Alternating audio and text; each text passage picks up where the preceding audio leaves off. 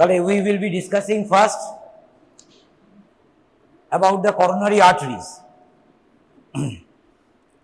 Regarding the branches of the coronary arteries, in yesterday's class I have said only the names of two branches, one from the right coronary artery, major branch, PDA, posterior descending artery, or posterior interventricular artery, and in case of left main coronary artery, it soon divides into two terminal branches, a left anterior descending or an anterior interventricular branch and a circumflex branch.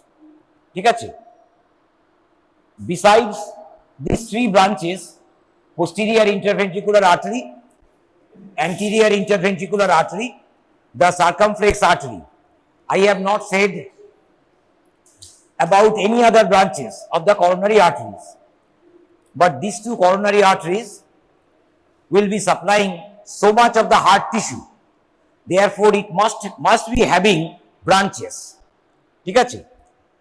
Now for you it will be easier to understand if you remember the branches as branches supplying the atrium, branches supplying the ventricles. Therefore, each of the coronary arteries, main, right coronary artery, left coronary artery, will have atrial rami. They will have atrial rami. Atrial rami branches. And each will be having ventricular branches or ventricular rami.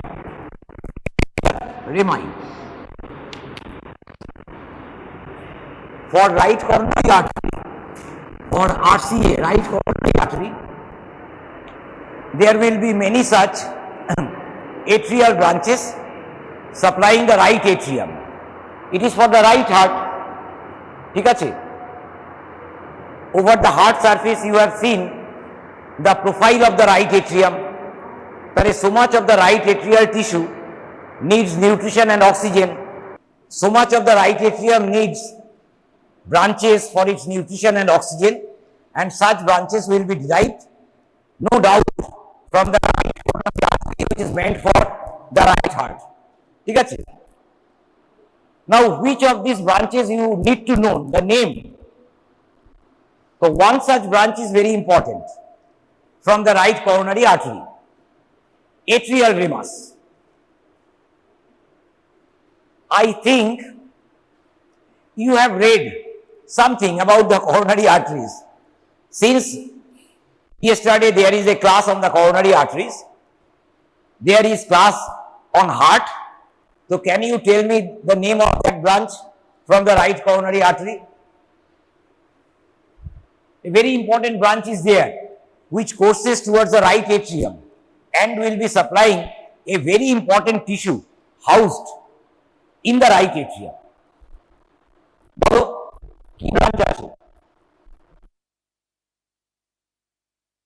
So many atrial rami will be there.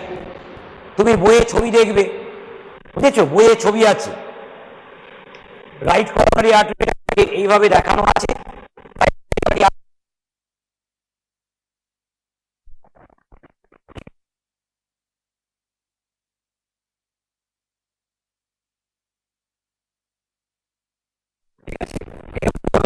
আছে diaphragmatic surface থেকে। So one such branch is very important because it is supplying the pacemaker tissue. It is supplying the pacemaker tissue. Therefore, you have to remember its name. ঠিক আছে? পরীক্ষায় তুমি যখন leveling করবে, you need not have to name the other branches, atrial branches, but you have to name this branch. That branch is being called as, say for instance, this is that branch.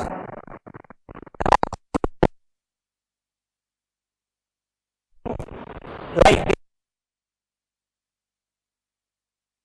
tissue, pacemaker tissue. In heart, human heart, pacemaker tissue is SA node, sinoatrial node. This artery will be called as the sinoatrial nodal artery. Sinoatrial nodal artery. ঠিক আছে, তাহলে if there is occlusion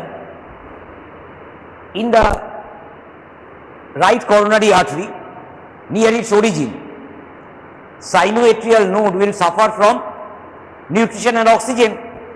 তাহলে ultimately the nodal tissue will degenerate. তাহলে such a person will be having heart block and such a person will need an artificial pacemaker tissue.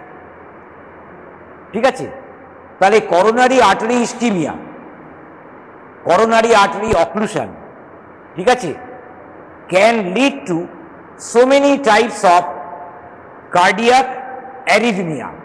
ঠিক আছে, irregular rhythm, এক কথায় irregular rhythm কে আমরা arrhythmia বলি। heart is not pumping at a regular rhythm of 72 beats per minute. haphazard, chaotic, irregular rhythm যখন হয় তাকে আমরা বলি cardiac arrhythmia। সে একটা বিরাট বড় চ্যাপ্টার, তুমি যখন যাবে মেডিসিন, যখন MBBS এ পড়বে তুমি বেশি কিছু জানবে না, একটু আধটু জানবে, কিন্তু তুমি যখন যদি MD করো তাহলে তোমাকে কার্ডিয়াক অ্যারিথমিয়া এত মোটা বই আছে পড়তে হবে, আর DM করলে তো কথাই নেই, বুঝেছো? বিরাট বড় একটা চ্যাপ্টার আছে cardiac arrhythmia, so many forms of arrhythmia can occur.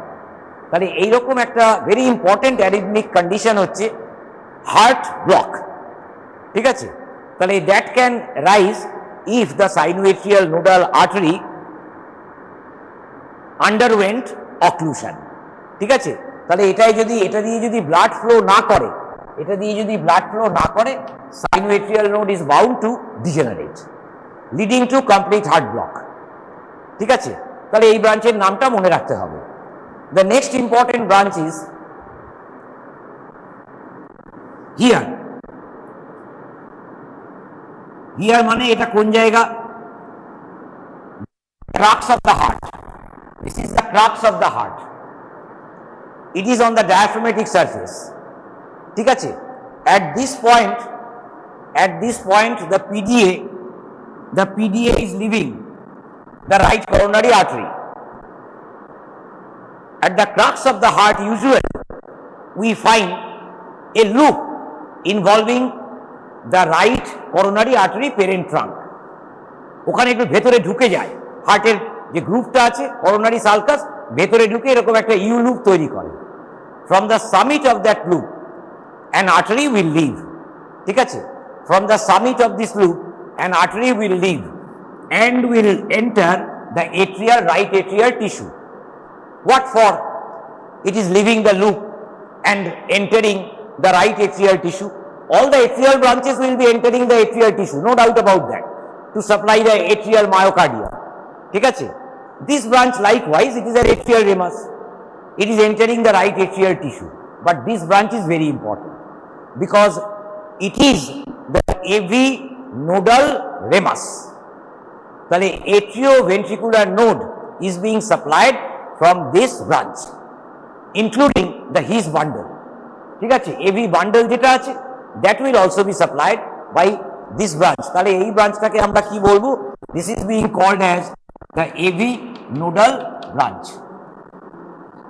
তাহলে দেখো আমরা যে কালকে বলেছি যে right coronary artery is the dominant artery, you can see pretty well besides supplying the general cardiac tissue, the right coronary artery is also supplying these important elements of the conducting system of heart: sinoatrial node, AV node, AV bundle. তাহলে how important the right coronary artery is. ঠিক আছে, laser bulk of মায়োকার্ডিয়ামকে কিন্তু supply করে, because left coronary artery is supplying the left ventricle which is much থিকার, which will be having much more myocardium than the right ventricle, but the right coronary artery is supplying these important elements of the conducting system upon which the rate and rhythm of the heart depends. কাজে right coronary artery is very important. হলো? আচ্ছা, another branch of the right coronary artery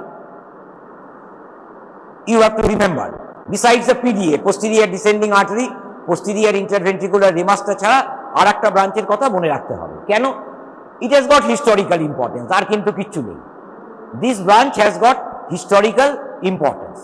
this branch draws attention some 400-500 years back, who are the anatomists who used to dissect the heart, the coronary arteries, বুঝেছো? কাজেই সেই জন্য historical ইম্পর্টেন্সের জন্য এর নামটা মনে রাখতে হবে। এটা কিন্তু অত বেশি ফাংশনাল ইম্পর্টেন্স নেই, কিন্তু হিস্টোরিক্যাল ইম্পর্টেন্স আছে। It is one of the ventricular ramus, ঠিক আছে? রাইট করোনারি আর্টারি যেরকম এট্রিয়াল রেমাই দিয়েছে, ব্রাঞ্চেস দিয়েছে, সেরকম it will be giving ventricular ramus like this, supplying the right ventricular myocardium, বুঝেছো? তাহলে one such ventricular ramus is important, and that branch leaves the right coronary artery near its proximal end, ঠিক আছে? Near at the beginning of the right coronary artery, যেরকম এই ব্রাঞ্চটা দিয়েছে sinoatrial nodal artery, সেরকম একটা named branch দেবে to the right ventricle.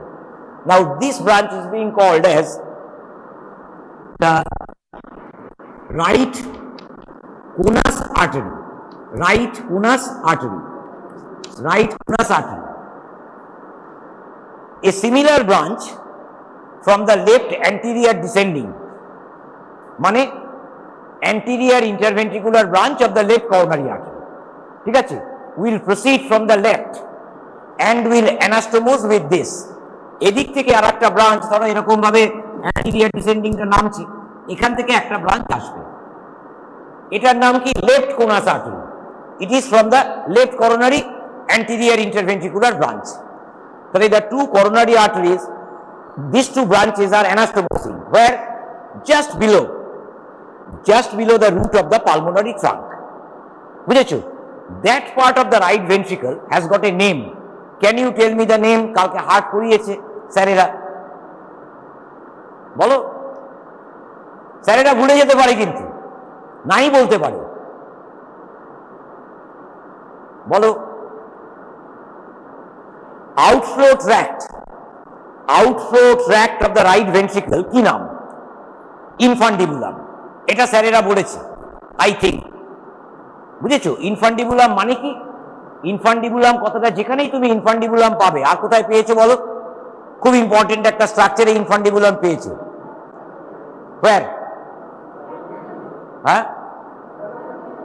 হ্যাঁ, very good, fallopian tube, lateral end is shaped like a funnel. তাহলে infundibulum মানে funnel.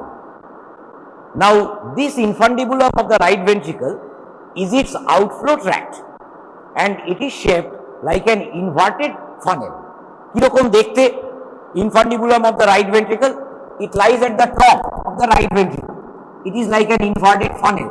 এইটা this is end of the funnel, pulmonary trunk.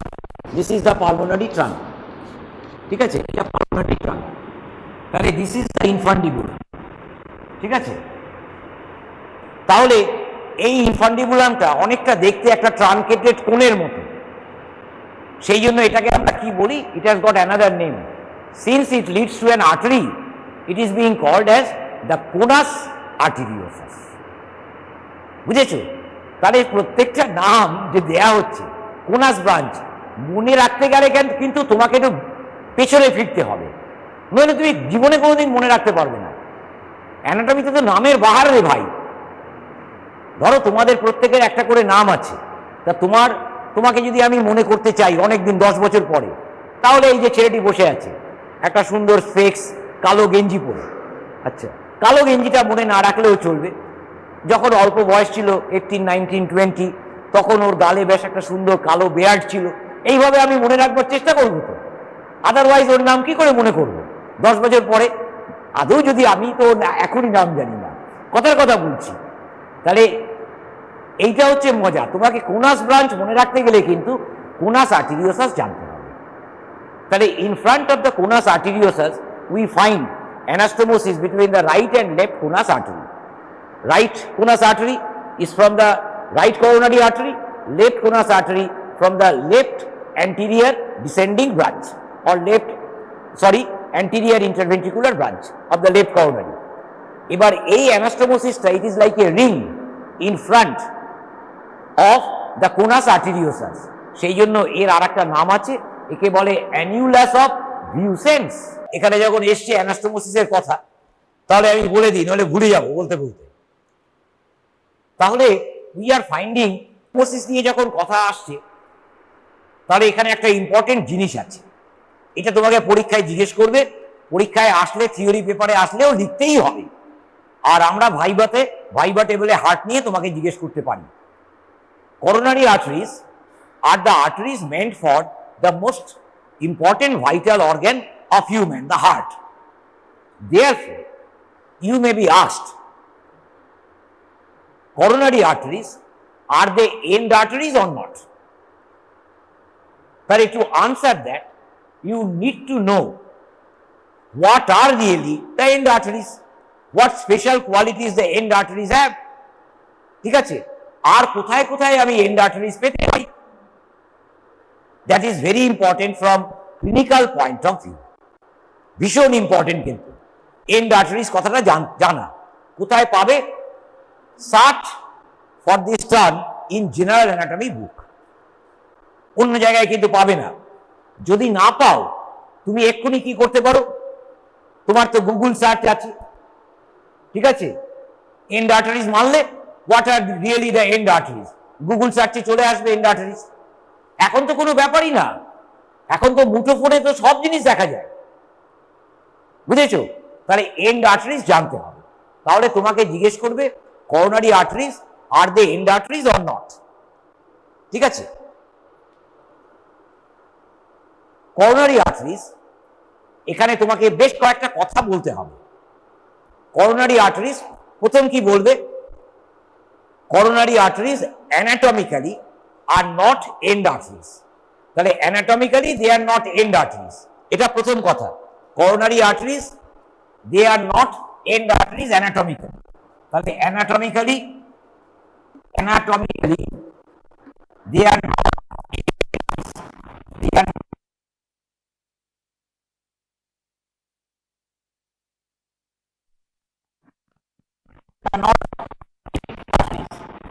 Important. মানে কি, end arteries do not have, we will call such arteries as end arteries which do not have pre-capillary anastomosis. Capillary systemটা হওয়ার আগে each of these arteries will be having so many branches. Capillaries এর আগে কি আছে? Immediately before the capillaries, arterioles এর আগে final branches আছে। তাহলে if there is no anastomosis between two arteries before capillary level, that will be called as an end artery. তাহলে capillary লেভেলটা কি দাঁড়ালো? এটা একটা ল্যান্ডমার্ক, বুঝেছো? তাহলে each and every arteries in human system or in any other system, in any other animal, will be having anastomosis at the capillary level. ওই জাল যখন বিস্তার হয়ে গেল টিস্যু প্লেনে, সেখানে কিন্তু all the arteries are pouring their blood. তাহলে at the capillary level there is anastomosis, but capillaries are submicroscopic, low power objective, high power objective এ দেখা যায় না, only electron microscopy-তে তুমি দেখতে পাবে। Exchange vessels, very important group of vessels. তাহলে at the capillary level there will be anastomosis between each and every arteries, but such anastomosis are needed to perfuse the capillaries so that the tissue gets proper nutrition. But before that we also need anastomosis, and most of the arteries anastomose between themselves. তুমি lower limb, আপার limb, abdomen, সব জায়গায় যে আর্টারিগুলো দেখেছো, বড় বড় artery, they do have anastomosis before capillary level, ঠিক আছে? coronary arteries likewise have got anastomosis, ঠিক আছে? এখানে একটা anastomosis তুমি দেখলে, এখানে দেখলে this PDA, posterior descending artery, আমি কালকে ছবি এঁকেছিলাম, posterior interventricular artery derived from the right coronary artery, it will be anastomosing in the posterior interventricular groove with the left anterior descending terminal part, তাই না? left anterior descending ঘুরেছিল তো, তাহলে left anterior descending এইখান থেকে এই যে ঘুরলো, এই যে এরকম ঘুরে এসে এই আসছে, অ্যানাস্টোমোসিস আছে, কাছাকাছি আসছে তো।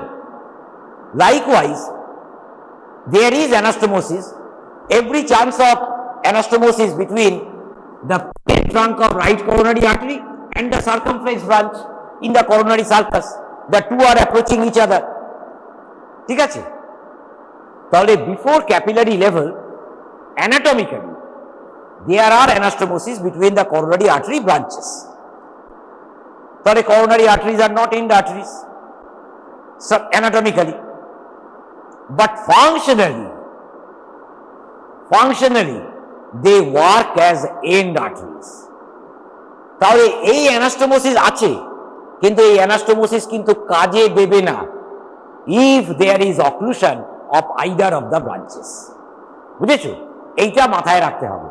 দেখো এখান থেকে একটা আর্টারি আসছে, ধরো এই আর্টারিটাকে আমি তুলে নিলাম, এই আর্টারিটা এখান থেকে আসছে ক্যারিং ব্লাড, এই আর্টারিটা এখান থেকে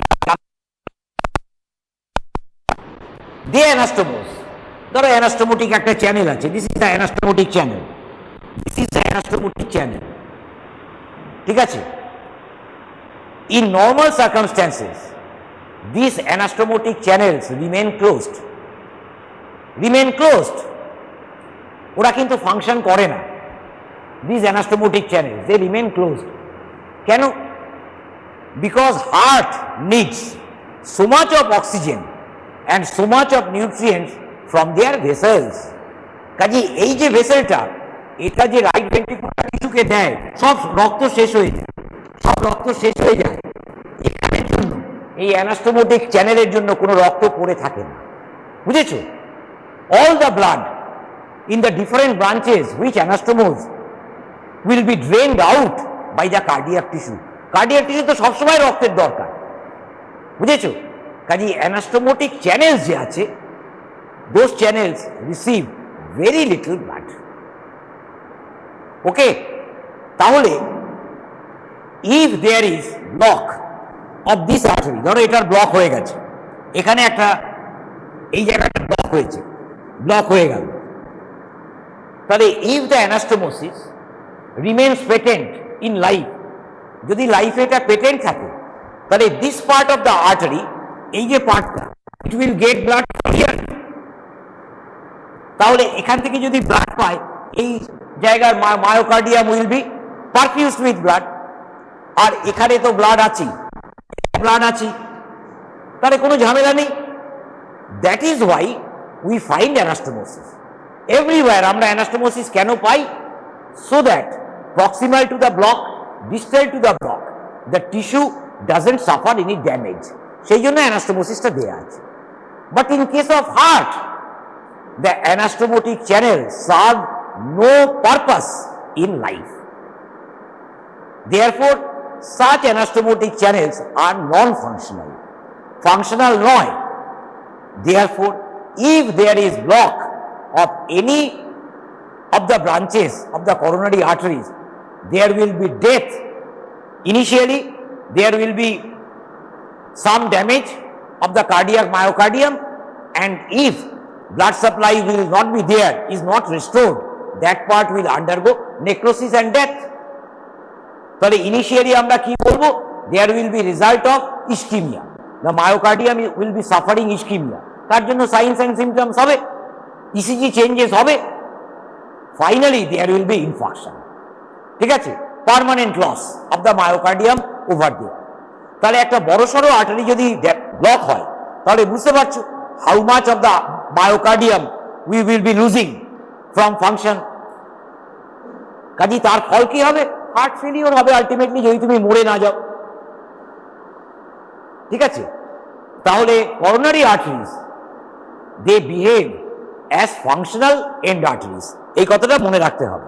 তাহলে coronary arteries though anatomically they are not end arteries, functionally they behave as end arteries, functionally they behave functionally কিন্তু দে বিহেভ করে, ঠিক আছে। কাজেই এখন থেকে ফ্রম টুডে অনওয়ার্ডস তুমি লাইফস্টাইল ম্যানেজমেন্টে নেমে পড়ো। ইন্টারন্যাশনাল যোগা ডেতে গিয়ে শুধু ব্যায়াম করলে হবে না। আজকে ছিল তো ইন্টারন্যাশনাল যোগা ডে, বুঝেছো? ফিজিক্যাল এক্সারসাইজের সঙ্গে তোমার লাইফস্টাইল ম্যানেজমেন্ট করতে হবে। লাইফস্টাইল ম্যানেজমেন্ট মানে কি? গোলঘরে গিয়ে শুধু ফাস্ট ফুড খেলে চলবে না। কারণ ফাস্ট ফুড খেলে, বুঝেছো, লিপিডস, আমাদের যে সার্কুলেটিং লিপিডস আছে, ফিজিওলজি বায়োকেমিস্ট্রিতে হচ্ছে এলডিএল, বুঝেছো? লো ডেন্সিটি লাইপোপ্রোটিন যদি বেড়ে যায় এলডিএল, তাহলে কিন্তু অ্যাথেরোমেটাস প্লাক্স হবে in the vessels, all the vessels হবে। কিন্তু কোন ভেসেলসগুলো important? The vessels supplying the important organs, heart, kidney, বুঝেছো? তাহলে এরকম অ্যাথেরোমেটাস প্লাক যদি হয়, that will lead to thrombosis, বুঝেছো? কাজেই লাইফস্টাইল ম্যানেজমেন্ট করতে হবে। তাহলে তুমি কি খাবে? তুমি বলছো স্যার ফাস্ট ফুড খাবো না, কি খাবো? এগেন গুগল সার্চ করো। সারা পৃথিবীতে বলা হচ্ছে যে মেডিটেরেনিয়ান ডায়েট হচ্ছে সব থেকে হেলদি। তুমি বলে স্যার মেডিটেরেনিয়ান ডায়েট আমি কোত্থেকে পাবো? আমার পাশে তো মেডিটেরেনিয়ান সি নেই, আমি তো ইটালির লোক নই, আমি তো স্পেনের লোক নই, আমি তো গ্রিসের লোক নই, তাহলে কোথার থেকে মেডিটেরেনিয়ান ডায়েট পাবো? তোমাকে the nutrients, the foods provided in the Mediterranean diet, তার অল্টারনেটিভস আছে, আমাদের কাছেও আছে, ইন্ডিয়ান ফুডসের মধ্যে আছে। কাজেই সেগুলো তোমার ফার্স্ট চয়েস হওয়া উচিত। তাহলে তুমি ইন্টারন্যাশনাল যোগা ডেতে এই করো আর লাইফস্টাইল ম্যানেজমেন্ট করো, তুমি বেঁচে যাবে। এবার তুমি বলতে পারো স্যার আপনি কি করেছেন? মোটেই করিনি, কিন্তু আমি অল্প খাই, that's why I am living till today, বুঝেছো? আমি মোটেই বেশি খাই না, কোনোদিনই খাইনি, সেটা অন্য কারণে খাইনি, সেটা কারণে বলতে চাই, কিন্তু কম খেয়েছি, কাজেই কোনো ব্যাপারই না। আচ্ছা, তাহলে তোমাকে হার্টকে বাঁচাতে গেলে কিন্তু তোমাকে ভাই খাওয়া নিয়ে একটু, you should be discriminatory in your practice of intake of food. কোনটা আমি বেশি খাবো না, এইসব কিন্তু তোমাকে ঠিক করে নিতে হবে, ঠিক আছে? আচ্ছা, তাহলে functionally they behave as end arteries. এইবার একটা কথা আছে, ভীষণ ইম্পর্টেন্ট কথা, এটাও এই রিলেশনে বলতে হয়। এর ফলটা কি হয় বলো তো? আসল কথা সব বলতে গেলে, যার জন্য আমি কালকে একজন জুনিয়র টিচারকে জিজ্ঞেস করলাম যে তুমি কতটা পড়ালে? বললো স্যার আমি বেশি পড়াইনি, পারতাম পড়াতে, কিন্তু স্যার ওরা নিতে পারবে না, ঠিক আছে? হার্ড মানে ও যেটা পড়াচ্ছে, ধরো ও যেটা পড়াচ্ছে সেখানে সব হার্ড ফ্যাক্টস আছে, কাজে ও স্কিপ করতে পারে। কিন্তু আমি এখন যেগুলো বলবো এগুলো একেবারে হার্ড ফ্যাক্টস নয়, কিন্তু এগুলো জানতে হবে, কাজে আমাকে বলতেও হবে, কাজে সময় বেরিয়ে যাবে। আচ্ছা, এইবার কথা হচ্ছে তাহলে coronary arteries they functionally behave as end arteries, anatomically they are not end arteries, ঠিক আছে? এন্ড আর্টারিজ হওয়ার সমস্যা আছে, functionally they behave as end arteries. তাহলে if any of the arteries get blocked, the other artery cannot provide nutrition, ঠিক আছে? অ্যানাস্টোমোটিক চ্যানেলগুলো যেহেতু ক্লোজ থাকে। এইবার মজা হচ্ছে, এখানে কিন্তু তোমার থেকে আমি অ্যাডভান্টেজে আছি। বয়স বাড়লে, ঠিক আছে, বয়স বাড়লে সবই আমাদের গন্ডগোল, ঠিক আছে? when one advances in age, he or she will have plenty of problems. You are young individuals, তুমি ভাবছো না আমার বুড়ো লোক, বুঝেছো? কিন্তু বুড়ো লোকের একটা অ্যাডভান্টেজ আছে হার্টে। আমি এখন সেই কথাটাই বলবো যে কি অ্যাডভান্টেজ আমি পাই তোমার উপর।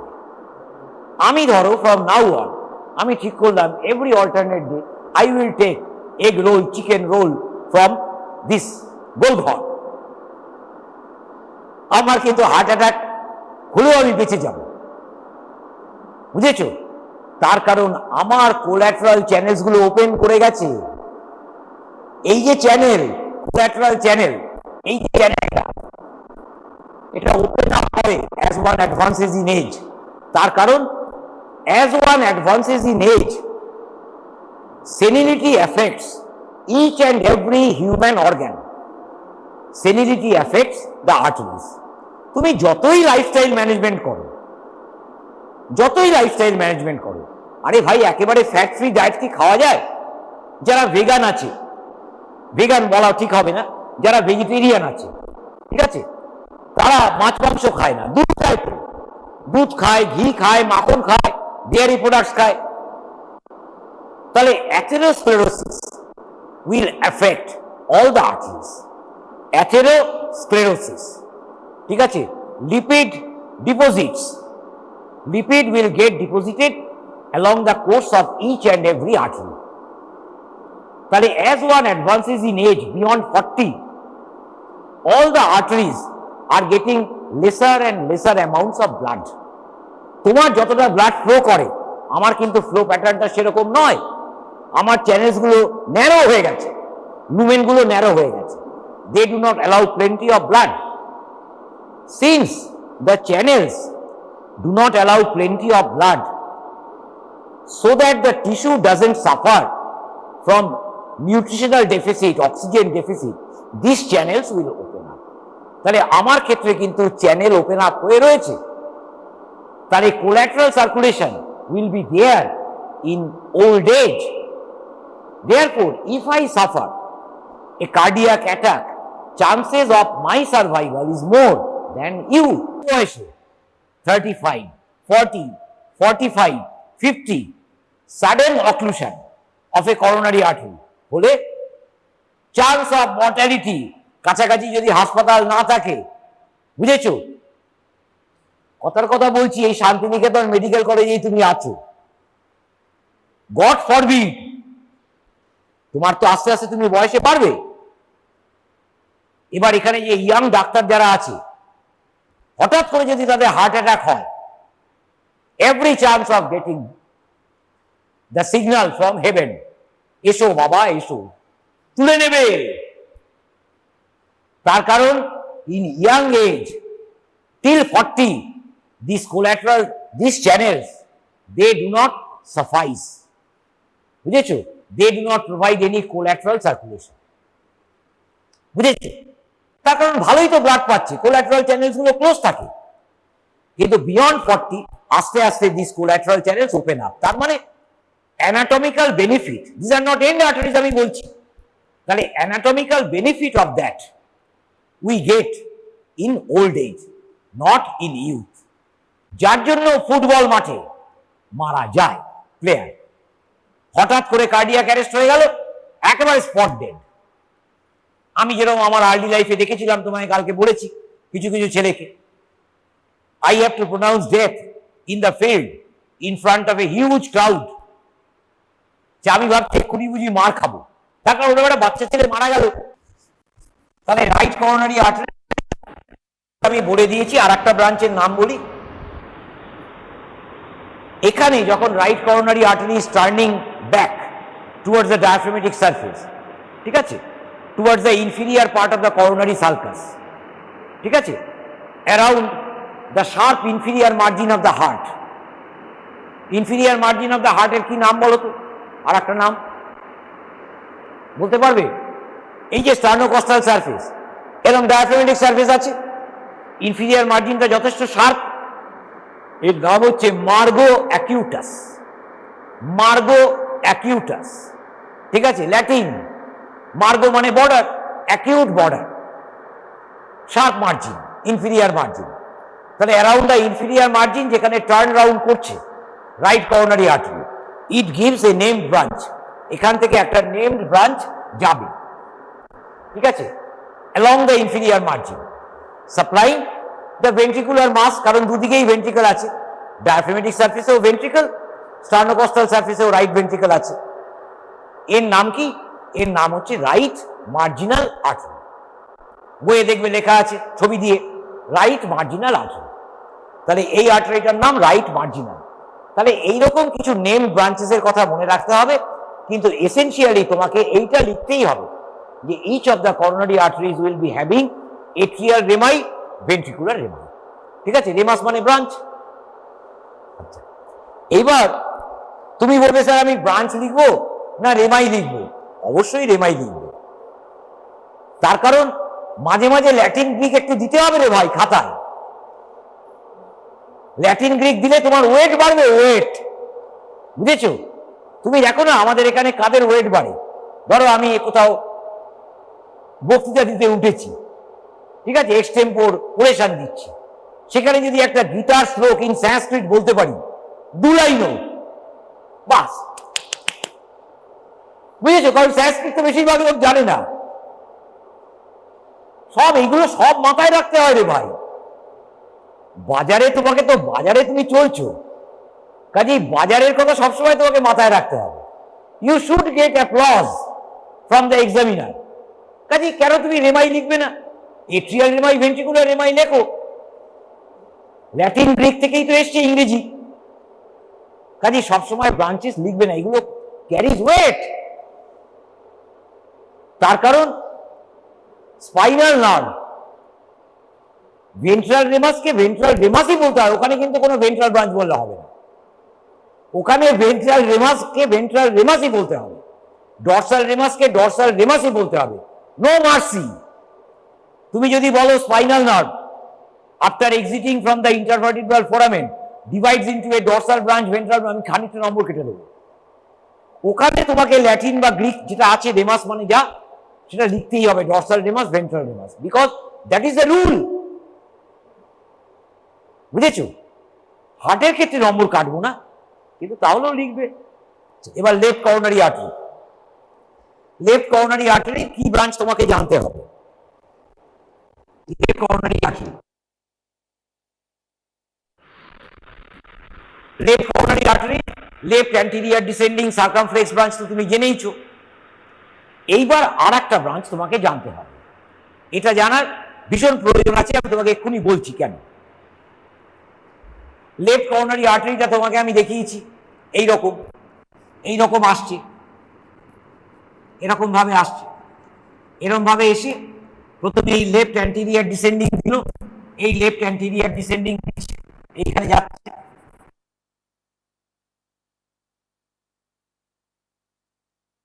left anterior descending. This is the left anterior descending, LAD.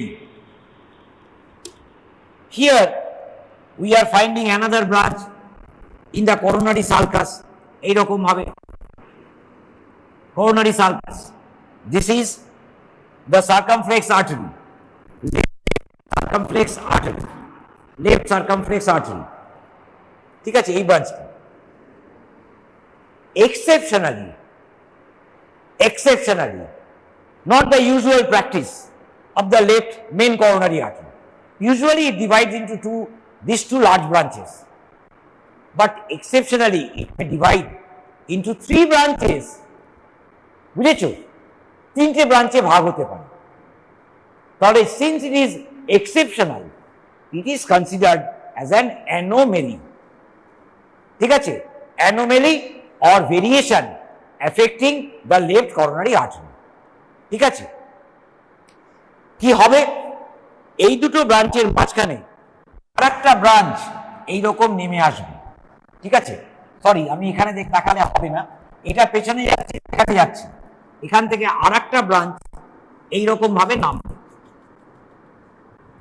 এই ব্রাঞ্চটা নেমে যায় along the rounded left border of heart, along the rounded left border of heart. হার্টের লেফট বর্ডার দেখেছো, তাই না? এপেক্স থেকে লেফট অরিকল পর্যন্ত, that is rounded. This is being called as the left diagonal artery or left diagonal branch of the left main coronary artery. তাহলে এই পয়েন্টে আমরা 3টে ভেসেলকে দেখতে পাচ্ছি। তাহলে ট্রাই জাংশন, এরকম ট্রাই জাংশন আমরা পেতে পারি at this point. 3টে arteries are leaving the left main coronary artery, LAD, circumflex artery and the diagonal branch. বুঝেছো? এইরকম পেতে পারি, but this is exceptional. তাহলে ডায়াগোনাল ব্রাঞ্চ কি আমরা অন্য জায়গায় পাবো না? অবশ্যই পাবো। Diagonal branch will be leaving usually diagonal ব্রাঞ্চটা কোত্থেকে আসবে? from the LAD. ঠিক আছে, anterior interventricular branch will be giving the left diagonal branch. তাহলে লেফট ডায়াগোনাল ব্রাঞ্চের নাম তোমায় জানতে হবে। এছাড়া rest of the রেমাই of the left coronary artery you remember as atrial remi, ventricular remi. Left heart K supply করে, left atrium কে supply করলে coronary circus দিয়ে যখন নামছে, এটা যখন করোনারি সার্কাস দিয়ে নামছে তখন এটা লেফট এট্রিয়াম কে দেবে, লেফট অ্যাডজয়নিং লেফট ভেন্ট্রিকল কে দেবে। Interventricular ramus will be supplying both the ventricles, a short segment of the right ventricle as well as the left ventricle. তাহলে more or less branches of the coronary arteries আমি বলে দিয়েছি, but what is being left? Tell me, open up your books and tell me which branches moreover you have to know. এরপরে তোমায় কি জানতে হবে তুমি চিন্তা করতে থাকো, এটা তোমার জন্য আমি প্রশ্নটা দিলাম। You are getting 2 minutes time, you have your books in front, find out which branches of the coronary arteries I need to tell more, আমাকে এখনো বলতে হবেই, আদারওয়াইজ আমার পড়ানোটা কমপ্লিট হবে না। তুমি হয়তো ধরতে পারবে না, কিন্তু এখানে যদি কোনো নামকরা টিচার থাকতো ফিজিক্সের বা কেউ, স্বপনদা বলে নাকি ভালো টিচার, এটাই বললো না, বলবে কিন্তু প্যাক দেবে। বলো তোমার কাছে বই আছে, বলো হোয়াট আই হ্যাভ মিসড, কোন ব্রাঞ্চেস আমি বলিনি ভালো করে, যে ব্রাঞ্চটা অবশ্যই বলতে হবে। দেখো আমি তোমাকে দেখাচ্ছি।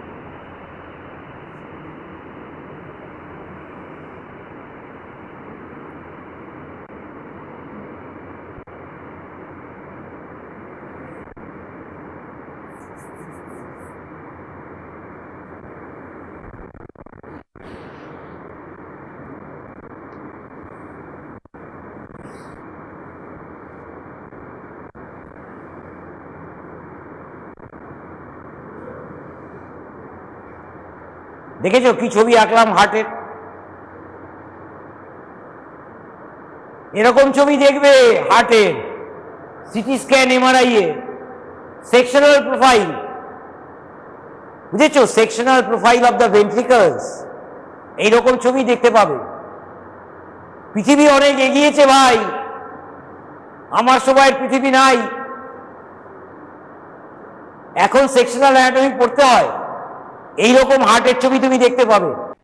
রাইট ভেন্ট্রিকুলার ক্যাভিটি, এটা লেফট ভেন্ট্রিকুলার ক্যাভিটি। এবার এই প্রোফাইল তুমি জীবনে উইন্ডো করে বুঝতে পারবে না।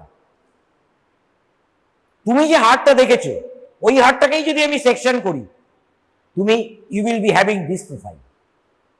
তার মানে normally which of the two cavities, which one of the two cavities is larger? Left ventricular cavity. Cross sectional profile it is circular.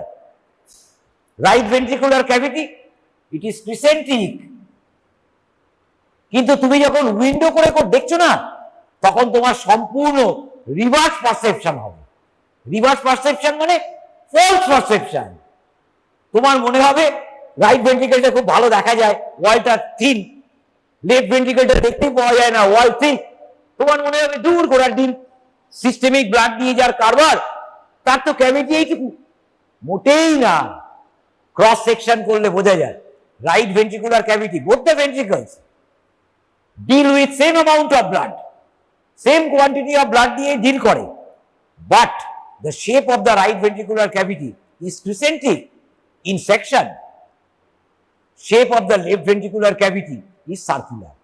এবং এইরকম সেকশন থেকে তুমি ইজিলি বুঝতে পারছো যে left ventricular myocardium is 3 times thicker than the right ventricular myocardium, তাই না? এটা উইন্ডো করলেও ধরা যায় থিকনেসটা। 3 times thicker the left ventricular myocardium is than the right ventricle. ঠিক আছে, এইবার এই যে জিনিসটা আমি আঁকলাম এটা কি বিটুইন দ্য টু ভেন্ট্রিকলস, বলো, between the two ventricular cavities, মাঝখানে যেটা বসে আছে ওর নাম বলো, সহজ, ভেরি গুড, তো ভীষণ সহজ, interventricular septum. Most of the interventricular septum is vascular, ঠিক আছে, and its walls আমি এরকম বলতে পারি, ওয়ালটাকে আমি ভাগ করে দিতে পারি, it walls left ventricular cavity as well as the right ventricular cavity. তাহলে এর ওয়ালের থিকনেসটা is more or less like the left ventricular wall thickness. বলো তো সারফেসে দেখতে পাও, these are the free walls of the ventricle, free walls, and this wall is the septal wall. Septal wall, দুটো ventricular ক্যাভিটির মাঝখানে একটা দেয়াল আছে, দুটো ঘরের মাঝখানে পার্টিশন থাকে না, তুমি তো এখন বাচ্চা ছেলে, তুমি জানোই না, তুমি যখন ভবিষ্যতে ফ্ল্যাট কিনবে ইত্যাদি কিনবে, বুঝেছো, তখন পার্টিশন ওয়ালের থিকনেস আমরা খবর নিই, সব প্রমোটার বিল্ডার আউটসাইড ওয়াল মোটা করে, পার্টিশন ওয়ালকে যতটা পারা যায় কম করে, বুঝেছো, 5 ইঞ্চি থেকে এখন 3 ইঞ্চিতে নামিয়ে এনেছে পার্টিশন ওয়াল, পয়সা বাঁচাবার জন্য, বুঝেছো। তাহলে এই পার্টিশন ওয়ালটা বিটুইন দ্য ভেন্ট্রিকুলার চেম্বারস হচ্ছে সেপ্টাল ওয়াল, এই টার্মটা তোমাকে জানতেই হবে, তার কারণ তুমি যখন ইসিজি ইন্টারপ্রেট করবে, ওই অয়ন স্যাররা যে সাবজেক্ট পড়ায় ওরাই তো তোমাকে ইসিজি করাচ্ছে, ইসিজিতে থাকবে, বুঝেছো, অ্যান্টেরোসেপ্টাল ওয়াল, ওখানে ফ্রি ওয়াল থাকে না, রাইট ভেন্ট্রিকলের অ্যান্টিরিয়র ওয়াল, ঠিক আছে, অ্যান্টেরোসেপ্টাল ওয়াল ইনফাকশন হার্টের রিপোর্টে, তাহলে রাইট ভেন্ট্রিকলের যে লিডস আছে সেখানে আমরা ইস্কিমিক বা ইনফাকশনের চেঞ্জেস দেখতে পাবো, রিপোর্টে লেখা থাকবে অ্যান্টেরোসেপ্টাল ওয়াল, তার মানে সেপ্টামটা ড্যামেজ হয়ে গেছে, বুঝেছো। তাহলে there is a septal wall of both the ventricles, এই কথাটা তোমাকে মনে রাখতে হচ্ছে, বাকি যে ওয়াল আছে সেগুলোকে আমরা ফ্রি ওয়ালস বলি। তাহলে হার্টের যে ফ্রি ওয়াল আছে এটাই আমি অনেককে জিজ্ঞেস করেছি, বলতে পারে না সেপ্টাল ওয়াল হলো, তাহলে এই ওয়ালটা অফ সো মাচ থিকনেস, এই ওয়ালের ব্লাড সাপ্লাই জানতে হবে। This myocardial, mostly myocardial interventricular septum gets blood. Nature knew that this is a very important thing in the human heart. It receives blood from both the coronary arteries. বুঝেছো, এবার দেখো, এটার আমি একটা real life ছবি তোমাকে দেখাচ্ছি,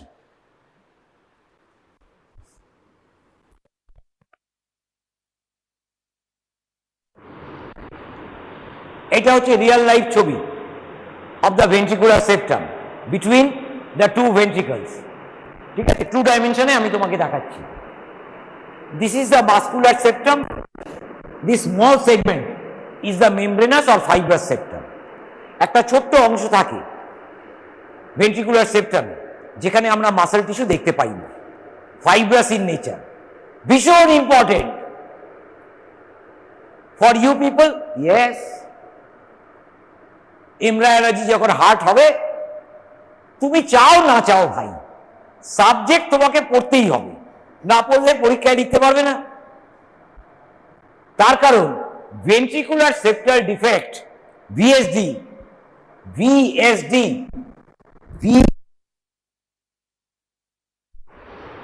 is the commonest congenital cardiac anomaly. It may be there in isolation, in a newborn, in isolation আমি VSD পেতে পারি, along with other congenital anomalies আমি VSD পেতে পারি। তাহলে VSD is the commonest congenital cardiac anomaly। পেশেন্টকে কি বলবো, পার্টিকে, আপনার বাচ্চার হার্টে ফুটো আছে, বুঝেছো। লেম্যান কি বলে, ডাক্তারবাবু বলেছে আমার বাচ্চাটার এই শ্বাসকষ্ট ইত্যাদির পেছনে কারণ হচ্ছে হার্টে ফুটো আছে। হার্টে ফুটো আছে মানে সার্ফেসে ফুটো আছে, পাগল। তাহলে তো ভেন্ট্রিকুলার সেপ্টাম, সবটাই পড়তে হবে কখন? যখন হার্টের এমব্রিওলজি হবে। One of the toughest things in embryology is to understand the embryology of heart. Toughest thing. বুঝেছো? তাহলে এই যে মেমব্রেনাস সেপ্টাম, এই যে ছোট্ট মেমব্রেনাস সেপ্টামটা এখানে আছে, এই মেমব্রেনাস সেপ্টামে ইউজুয়ালি ফুটো হয়, এখানেই হয়। এটা এমন একটা জায়গায় বসে আছে, বুঝেছো, যে এটা ফুটো হয়ে যায়, ফুটো থেকে যায়, গ্যাপ থাকে। এই যে এত বড় মাসকুলার সেপ্টাম, এখানে কিন্তু ফুটো হয় না ইউজুয়াল, ফুটো আমরা দেখতে পাই না।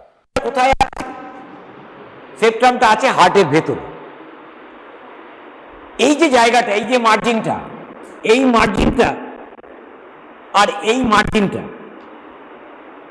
Border of the septum, border of the septum কোথায় দেখতে পাবে? এই যে বর্ডারটা কোথায় দেখতে পাবে? সহজ উত্তর, হার্ট সারফেসে। কোথায় দেখতে পাবে? ব্যাপারটা কি বলতো, কোনো আমরা কি পড়াই, আমি বারবার বলি না যে অ্যানাটমি কিন্তু সহজ ফিজিওলজির থেকে, বারবার কিন্তু একটা কথাই তোমাকে বলি। এবার তোমরা ঘোড়ার ডিম বুঝতেই চেষ্টা করো না যে কেন ফিজিওলজি কঠিন, কেন অ্যানাটমি। সামনেও টাচ করবে, নিচেও টাচ করবে। তাহলে এই সেপ্টামটার ওই যে বর্ডার গুলো কোথায় দেখতে পাবো?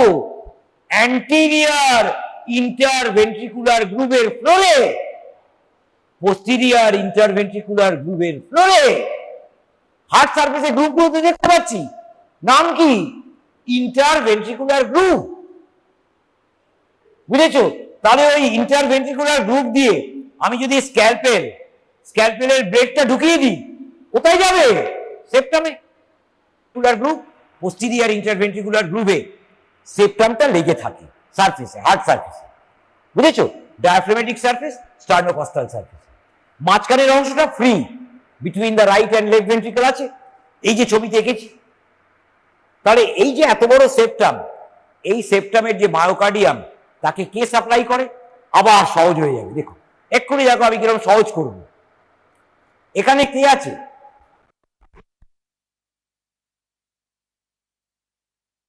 সাদা কালার দিয়ে দেখাচ্ছি।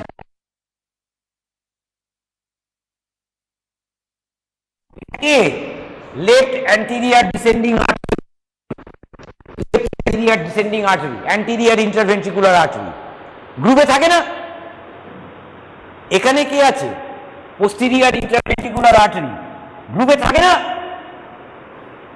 থাকে তো। তাহলে these interventricular arteries, besides giving branches to the free walls of the ventricle, gives septal perforators. সেপ্টামের মধ্যে ঢুকছে, these are being called as septal perforators. Septal rami, again এই সেপ্টাল পারফোরেটার্স নামটা আমি জানি না, এই পারফোরেটার্স কথাটা শব্দটা জানতাম না। আমি সেপ্টামের ওপরে কাজ করেছি আমার এমডি থিসিসে, তখনও শিখিনি। এই এই এই সিরিজ অফ পারফোরেটার্স আর ডিসেন্ডিং ডাউন, ঠিক আছে?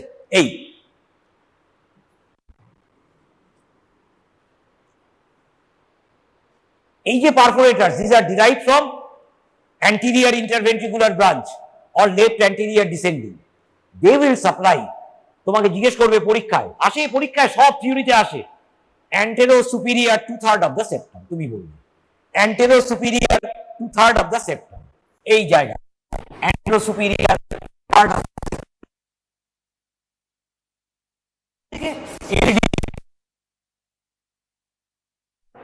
এলইডি অক্লুশন হয়, তাহলে septum will suffer damage, septal wall infarction, ECG report আসবে। তাহলে তুমি যদি অ্যানাটমি ভালো করে জানো, দেখো তোমার চোখের সামনে ভাসবে ছবিটা। তুমি যখন পেশেন্টটাকে দেখছো, রিপোর্টটা পড়লে তোমার চোখের সামনে ভাসবে।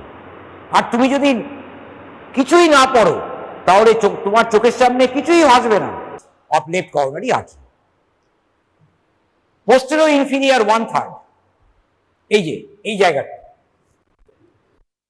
Posterior inferior 1/3 is supplied from the posterior interventricular ramus of right coronary artery. বুঝেছো এই জায়গাটা?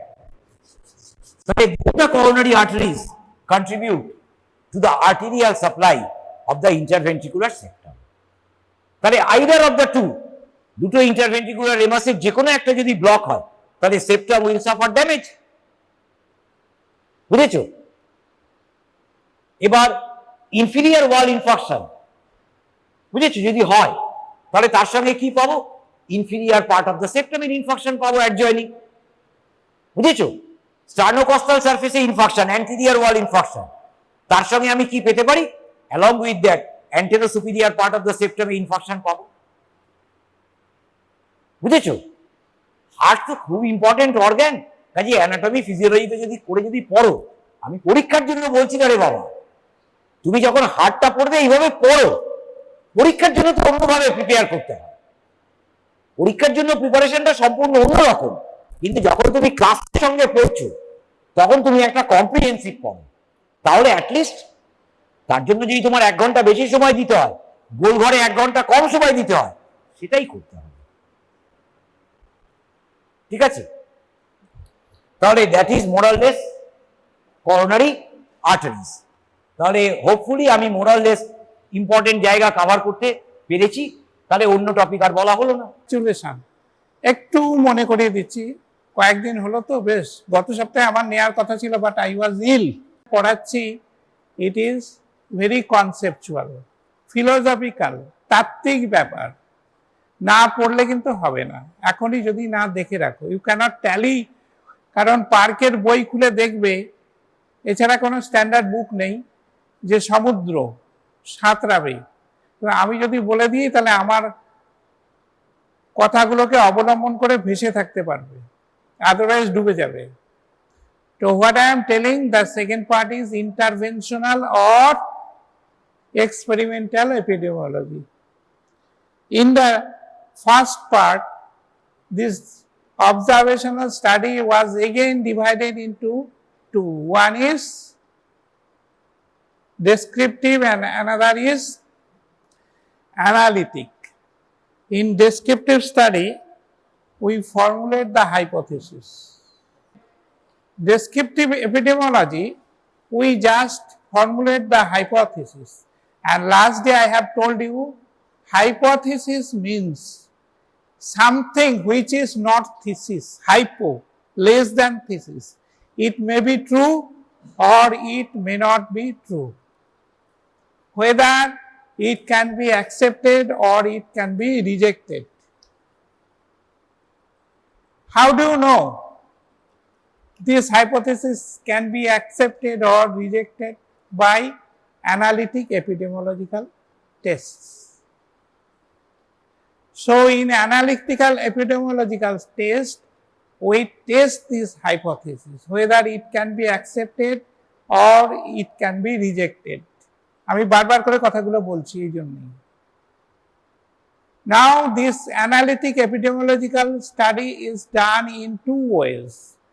One is case control study and another is cohort study. Now what is case control study? This is a testing method. So suppose our example is lung cancer and broncho and smoking. So our hypothesis was smoking causes lung cancer. So here the exposure means cause is smoking and the effect is the disease, that is the bronchogenic carcinoma. Here we are starting our experiments by taking some bronchogenic carcinoma patient, that is the effects, that is the diseased, and we are interrogating them for their previous history. What is the exposure history? Exposure means smoking history. So we are going from effect to cause. Effect means bronchogenic carcinoma, or cause means the exposure to smoking. So we are going from effect to cause. And in case control study, another thing is we are taking cases. Cases means diseased. Here for our example, we are taking bronchogenic carcinoma patients. And along with these cases, we are taking some controls. Controls means these are identical with the cases. তাহলে তফাৎটা কি হলো? Only difference is they are similar to cases except they do not have the disease. তাহলে যাদের bronchogenic carcinoma নেই এইরকম কিছু পেশেন্টকে বা মানুষকে, সুস্থ মানুষকে আমরা taking as control, because the basic principle of epidemiological method is asking question and making comparison. তুলনামূলক আলোচনা করতে হবে, করে তোমাকে কারণটা ইটিওলজি বার করে নিয়ে আসতে হবে। তাহলে তোমার কি হলো? Now we are taking cases and controls. Controls are similar in all respects with the cases, except they do not have this disease in concern. মানে এখানে তাদের ব্রঙ্কোজেনিক কার্সিনোমা থাকলে হবে না, তারা অন্য ডিজিজ থাকতে পারে, ব্লাডার ক্যান্সার থাকতে পারে, গ্যাস্ট্রিক কার্সিনোমা থাকতে পারে, অথবা নর্মাল পিপল হতে হবে। আর এখানে we are studying from effect means disease to their exposure. তার মানে we are going to backwards from effect to its cause. So it is called backward study or retrospective study. তাহলে কি কি characteristics হলো, এগুলো আসে পরীক্ষাতে। কি ক্যারেক্টারিস্টিক্স? না both exposure and the effect is present at the time of study. কারণ তুমি তো স্টাডিটা যখন শুরু করেছো, তুমি তো ব্রঙ্কোজেনিক কার্সিনোমা নিয়ে শুরু করেছো, তার কারণটা তো আগেই ঘটে গেছে, সিগারেট না খেলে তো হতো না। So at the time of starting of the study, both the exposure and effect is present. Second, we are going from effect to cause, that is, it is backward study, backward looking study, that is retrospective study. Third point ta ki na both cases and controls are present. তাহলে এর step গুলো কি কি case control study? Number 1, দেখো আমি যেটুকু পড়াচ্ছি gist, এত বড় বইয়ের যতটুকু তোমাদের পড়তে হবে সেইটুকুই খালি পড়িয়ে দেব। সবাই তাই, সব টিচারই তাই করে। গাইডটিভ কতটা পড়তে হবে, কতটা জানতে হবে, তার বেশি যদি তুমি জানতে চাও, that is nice, useful to learn, কিন্তু মাস্ট লার্ন যেটা, সেটা আমি তোমাদেরকে বলে দেবো। তাহলে কেস কন্ট্রোল স্টাডি করতে গেলে তোমাকে কি করতে হবে? You have to select some cases. এখানে bronchogenic carcinoma patients. Second, you have to select some controls, that is some identical persons, those who have not the bronchogenic carcinoma. You have to match. এটা পরে আসছে। Fourth point is measurement of exposure, and lastly the analysis. Okay, these are the different steps of case control study. এবার let us come, এইবার আমি case control স্টাডিতে if I get positive result, তাহলে আমি বলবো যে this hypothesis can be accepted. কিন্তু আরো আছে, এরপরে তোমাকে এটাকে আরো test, you have to study further by cohort study. Now what is cohort? Cohort is a group of people having common characteristics. As for example, a group of students in the same age group from the same socioeconomic group studying the same course is a cohort group. Can you give me any example?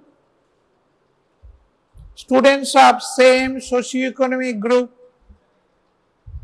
students of same age group studying the same course. বলতে পারবে কেউ কি cohort? আমি যদি বলি cohort Medicos 2021, that is the students of Shantiniketan Medical College. So you are a cohort group because most of you is same to pass the MBBS first to be a doctor. So you are a cohort group. So this is cohort. So here in the second part of analytic study we are doing cohort study. Cohort study is different from case control study. আমি আবার বলছি cohort study is not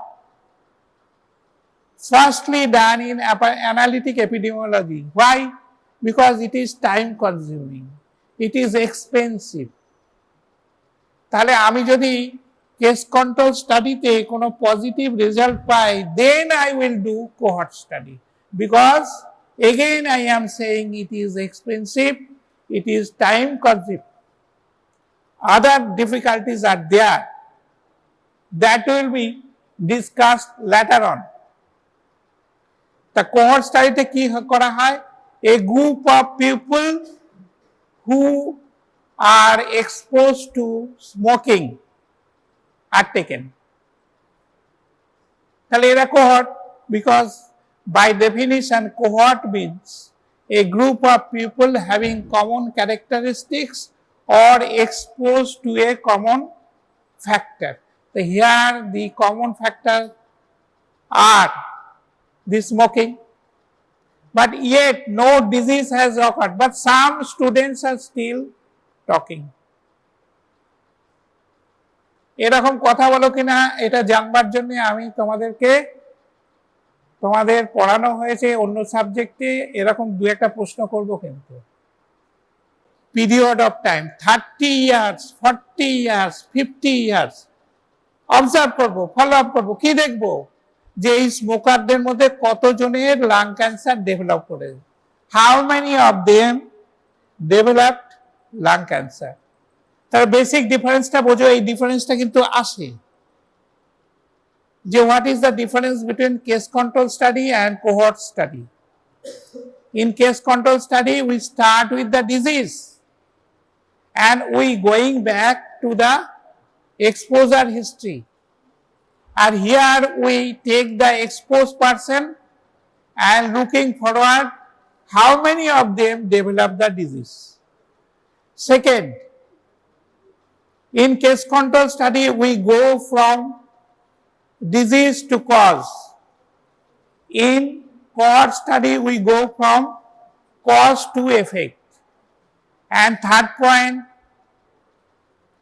case control study is a backward looking study, but cohort study is a forward looking study. In case control study, some cases and some controls are taken, and in cohort study কি বলা হয়, study group, a study people are taken and also a control না নিয়ে তাকে comparison বলা হয়। আর এখানে কি করছি আমি, না উই আর ফলোইং ফরওয়ার্ড। এখানে কি করছি, না we have taken a study group. Study গ্রুপটা কে বাবা? স্টাডি গ্রুপ কোহর্ট স্টাডিতে কে, কাকে বললাম? Some expose person. আর কেস কন্ট্রোল স্টাডিতে cases are those who are diseased, bronchogenic carcinoma. একটু পড়ো, নিজে না পড়লে হবে না। Here we are taking, instead of controls, we are taking some comparison group. Comparison group মানে যারা সিগারেট খায় না। এবার we are following them for many years and we see which of them are developing disease. এটা হচ্ছে basic difference. এই ডিফারেন্সে একটা question কিন্তু, what are the differences between case control study and cohort study? তার আগে একটা কোশ্চেন হচ্ছে what are the steps of cohort study, what are the steps of case control study? এগুলো সব এক একটা ছোট ছোট কোশ্চেন। এরপরে আমি কি করব, if I be positive In cohort study, we'll do experimental study. And in experimental study, we do some intervention. What is that? First is randomized control trials. এটা তোমাদের সম্ভবত কোর্সে নেই, সেই জন্য I will not give any explanation. তাতে কি করা হয়? First is animal study. আজকে তুমি খুব ইজিলি একটা ওষুধ লিখে দিলে, করোনারি হার্ট ডিজিজ হয়েছে, গ্যাস্ট্রিক আলসার হয়েছে, গ্যাস্ট্রাইটিস হয়েছে, আমি ফট করে লিখে দিলাম। এত সহজ কিন্তু নয়, বিকজ দিস ড্রাগস যে এফেক্টিভ, মানুষের পক্ষে ক্ষতিকারক নয়, সেটা করার জন্য বহু ইঁদুর এবং গিনিপিগকে প্রাণ দিতে হয়েছে। দিস অ্যানিমাল টেস্ট, এই জন্যই বলা হয়, যাদেরকে নিয়ে এক্সপেরিমেন্ট করা হয় বলে গিনিপিগ পেয়েছে আমাদের। তাহলে গিনিপিগের উপরে পরীক্ষা করার সেটা ছাড়পত্র পেয়ে গেল? No, because some effect of some drugs are different in animals and some humans. তাহলে হিউম্যানসের উপরে পরীক্ষা করতে হবে। এটা কোথায় করা হয়েছে? Sorry to say that it is in the third world country, in Africa, যেখানে পয়সা দিয়ে মানুষ কেনা যায়, সেই সব দুর্ভিক্ষ পীড়িত এলাকাতে this test are done by multinational companies. সেখান থেকে ছাড়পত্র পেয়েছে, তারপরে আমরা সেইগুলো এখন সেফলি ইউজ করছি। এত সহজ নয়। তুমি আজকে প্যান্ট্রাপার জল লিখে দিলে যে গ্যাস্ট্রাইটিস হচ্ছে, অ্যাসিডিটি হচ্ছে, প্যান্ট্রাপার জল লিখে দিলে, প্যান্ডি ফ্যান্ডি সব লিখছো, কিন্তু এই জিনিসটা এসেছে by descriptive study, by analytic study, by randomized control trial, by animal experiment, and ultimately human experiment. আমারও লাইফের প্রথম দিকে যখন আমি হেলথ সেন্টারে ছিলাম, তখন এইরকম ড্রাগ ট্রায়ালের জন্য, যেটা ফার্মাকোলজিতে তোমরা পড়বে, ড্রাগ ট্রায়ালের জন্য এরকম ওষুধ দিয়ে যেত, যে ডাক্তারবাবু এইগুলো পেশেন্টদেরকে দিয়ে পরীক্ষা করবেন যে কি এফেক্ট হয়। তখন আমি বলতাম, আমার পেশেন্টটা কি গিনিপিগ, যে এই ওষুধটা দিলে কেমন আছে কেমন থাকবে, যদি কোনো ব্যাড অ্যাডভার্স এফেক্ট হয় তার দায়িত্ব কে নেবে? আপনি তো আমাকে কিছু খুশি করে দেবেন, নট ইন ক্যাশ, আমাকে ইউরোপ ঘুরিয়ে আনবেন, আমাকে সিঙ্গাপুর ঘুরিয়ে আনবেন কমপ্লিমেন্টারি, কিন্তু পেশেন্টগুলোর কি হবে? তোমরাও দেখবে এরকম নতুন নতুন ড্রাগ হচ্ছে, তোমাদের কাছে আসবে ট্রায়ালের জন্য। But we are working in a government sector, আমাদের অনেক বাধা বিপত্তি ছিল।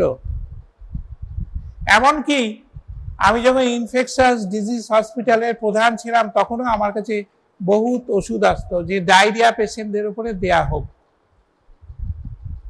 যাতে এই ওষুধগুলো ডায়রিয়া কমায় না, কোনো এফেক্ট নেই। দিস আর সব drug trials, so this are all epidemiological methods.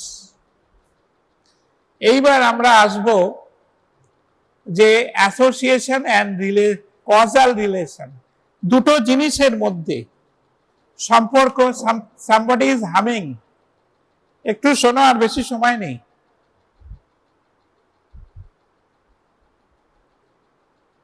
Association, দুটো ভেরিয়েবল আছে, দুটো ক্যারেক্টারিস্টিক্স আছে, তার মধ্যে রিলেশন থাকলেই কিন্তু কজাল অ্যাসোসিয়েশন হয় না। কজাল অ্যাসোসিয়েশন মানে কারণ। আমি সোশ্যালে সেক্টরে একটা দুটো ছেলের মধ্যে জানাশোনা আছে মানেই তারা কিন্তু বন্ধু নয়। সেই রকম একটা রিলেশন থাকলেই কিন্তু that is not the cause, কারণ। দুটো ফ্যাক্টর আছে, একটা স্মোকিং, একটা লাং ক্যান্সার। সো এই দুটোর মধ্যে প্রথমে রিলেশন যদি থাকে যে যারা স্মোক করছে তাদের লাং ক্যান্সার হচ্ছে, এই রিলেশন থাকলেই কিন্তু তুমি বলতে পারবো না যে it is a causal association, মানে smoking is the cause of lung cancer. তাহলে এখানে আসি অ্যাসোসিয়েশন, এটাও একটা short note. What is association? Association is relation of two variables, মানে ক্যারেক্টারিস্টিক্স। যেমন একটা কাক উড়ে গিয়ে তাল গাছে বসলো, অমনি দুম করে একটা তাল পড়লো। Is the crow is responsible for falling of this tal palm? No.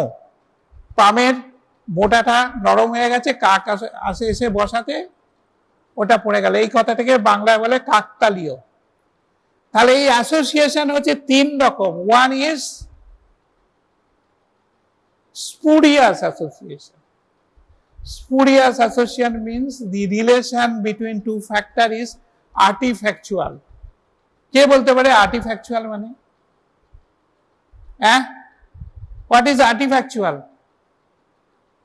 আরে একটা ইংলিশ টার্ম বলো, মানে বলো, কেউ বলতে পারবে না? What is artifactual? English medium? You madam? No, you? Bengali? You? English? বলো, what is the meaning of artifactual? Artifactual relation means false. কৃত্রিম. In a study in UK, it is known that the delivery at home is safe or delivery in institution is safe. Which type of delivery is safe? What is your idea? Institutional মানে হসপিটালে delivery হচ্ছে সেটা safe, না home delivery হচ্ছে সেটা safe? Hospital, definitely, because in hospitals there are doctors, there are trained nurses, there are equipments, there are different machines, different gases, anesthetics, etc. R home ডেলিভারিতে সবেধন নীলমণি কে না train দায়, আর কিচ্ছু নেই। ট্রেন দায়ের ট্রেনিংটা কদিন? 6 সপ্তাহের। তাহলে 6 সপ্তাহের ট্রেনিং ভার্সাস ইনস্টিটিউশনাল এতগুলো ইকুইপমেন্ট রয়েছে। এইবার একটা স্টাডিতে ইন ইউকেতে দেখা গেল 5000 প্লাস, শোনো ভালো করে, 5000 প্লাস হোম ডেলিভারি হয়েছে, আর 11000 প্লাস হসপিটাল ডেলিভারি হয়েছে। সেখানে দেখা গেল হোম ডেলিভারিতে per 1000 delivery 5.4 death rate, maternal death rate, আর হসপিটাল ডেলিভারিতে পার 1000 27.8 ডেথ রেট। তাহলে এটা শুনে তোমার আশ্চর্য লাগছে, আরে হসপিটালে 27.48 আর হোম ডেলিভারিতে 5.4, তাহলে কি হোম ডেলিভারি সেফ? কিন্তু ও আমাদের বলেছে home delivery is not safe, কারণ আমাদের বাড়িতে যদি কোনো আত্মীয় ডেলিভারি হয় আমরা কখনোই বাড়িতে রেখে দেব না, সেটাকে হসপিটালে নিয়ে যাব, তাই তো? And in India 30% of the delivery in village was done at home. এইটা গভর্নমেন্ট চাইছে কি আস্তে আস্তে এটাকে ইনস্টিটিউশনাল ডেলিভারিতে নিয়ে যেতে, যাতে হোম ডেলিভারি জিরো হয়ে যায়। তাহলে এখানে এরকম রেজাল্ট হলো কেন? কি বলো, কি কারণ হতে পারে?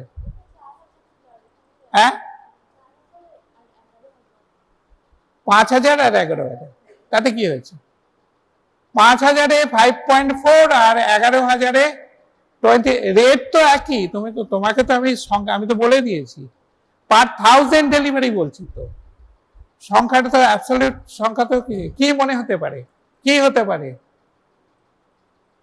কি কারণ হতে পারে? Anybody can say? এর অ্যান্সার একটাই, more complicated, more moribund cases are brought to the hospital. অনেক সময় দেখা যায় আনার সঙ্গে সঙ্গে মারা গেছে, কারণ যেসব কেসগুলো কঠিন, those cases are complicated, those cases are brought to hospitals and safe cases are delivered at home. যখনই বুঝেছি না বাবা এটা ঝামেলা আছে, বাড়িতে রাখিস না, let us send it to the hospital. So for this reason the death rate of maternal death rate in hospital is 5 times more than home delivery, and this result is spurious. এই রেজাল্টটা হচ্ছে কৃত্রিম, you cannot infer anything from this. Okay, this is the spurious relation. বোঝা গেল ব্যাপারটা, যে আপাত দৃষ্টিতে আমরা যেটা বলছি যে হোম ডেলিভারিটা চেয়ে হসপিটাল ডেলিভারিটা সেফ, সেখানে স্টাডিতে দেখা যাচ্ছে যে হোম ডেলিভারির চেয়ে হসপিটাল ডেলিভারিতে মৃত্যুর সংখ্যা বেশি। তাহলে এটা থেকে মনে হতে পারে যে হসপিটাল ডেলিভারির চেয়ে হোম ডেলিভারিটা সেফ, কিন্তু অ্যাকচুয়ালি তা নয়। এইটাই হচ্ছে স্পুরিয়াস অ্যাসোসিয়েশন। হসপিটালে এত doctor, nurse, hospital equipments, oxygen, অ্যানাস্থেটিক্স, machine সব আছে, তাও ডেথ রেট বেশি কেন? কারণ হসপিটালে মোর কমপ্লিকেটেড কেসেস আর ব্রট, সেই জন্য ডেথ রেটটা বেড়ে গেছে। এইটা হচ্ছে স্পুরিয়াস অ্যাসোসিয়েশনের এক্সাম্পল। এবার আমি অ্যাসোসিয়েশন বলেছি 3 রকম, একটা হচ্ছে স্পুরিয়াস, একটা হচ্ছে ইনডাইরেক্ট, একটা হচ্ছে ডাইরেক্ট। স্পুরিয়াসটা হয়ে গেল। এবার ইনডাইরেক্ট রিলেশনটা কি? From the study it was seen that goiter is present in high altitude, Himalayan belts goiter হচ্ছে। goiter কেন হয়? Because our thyroid gland takes iodine from the drinking water. জলের সঙ্গে আমরা আয়োডিনটা খাচ্ছি, and this is entering into the blood. This iodine is trapped by the thyroid gland to synthesize T3 T4, which maintains our normal thyroid structure. যদি কম পড়ে তাহলে কি হবে? Thyroid ফুলে উঠবে। যদি বেশি হয় তাহলে হাইপারথাইরয়েডিজম হবে। এগুলো সার্জারিতে পড়বে তোমরা।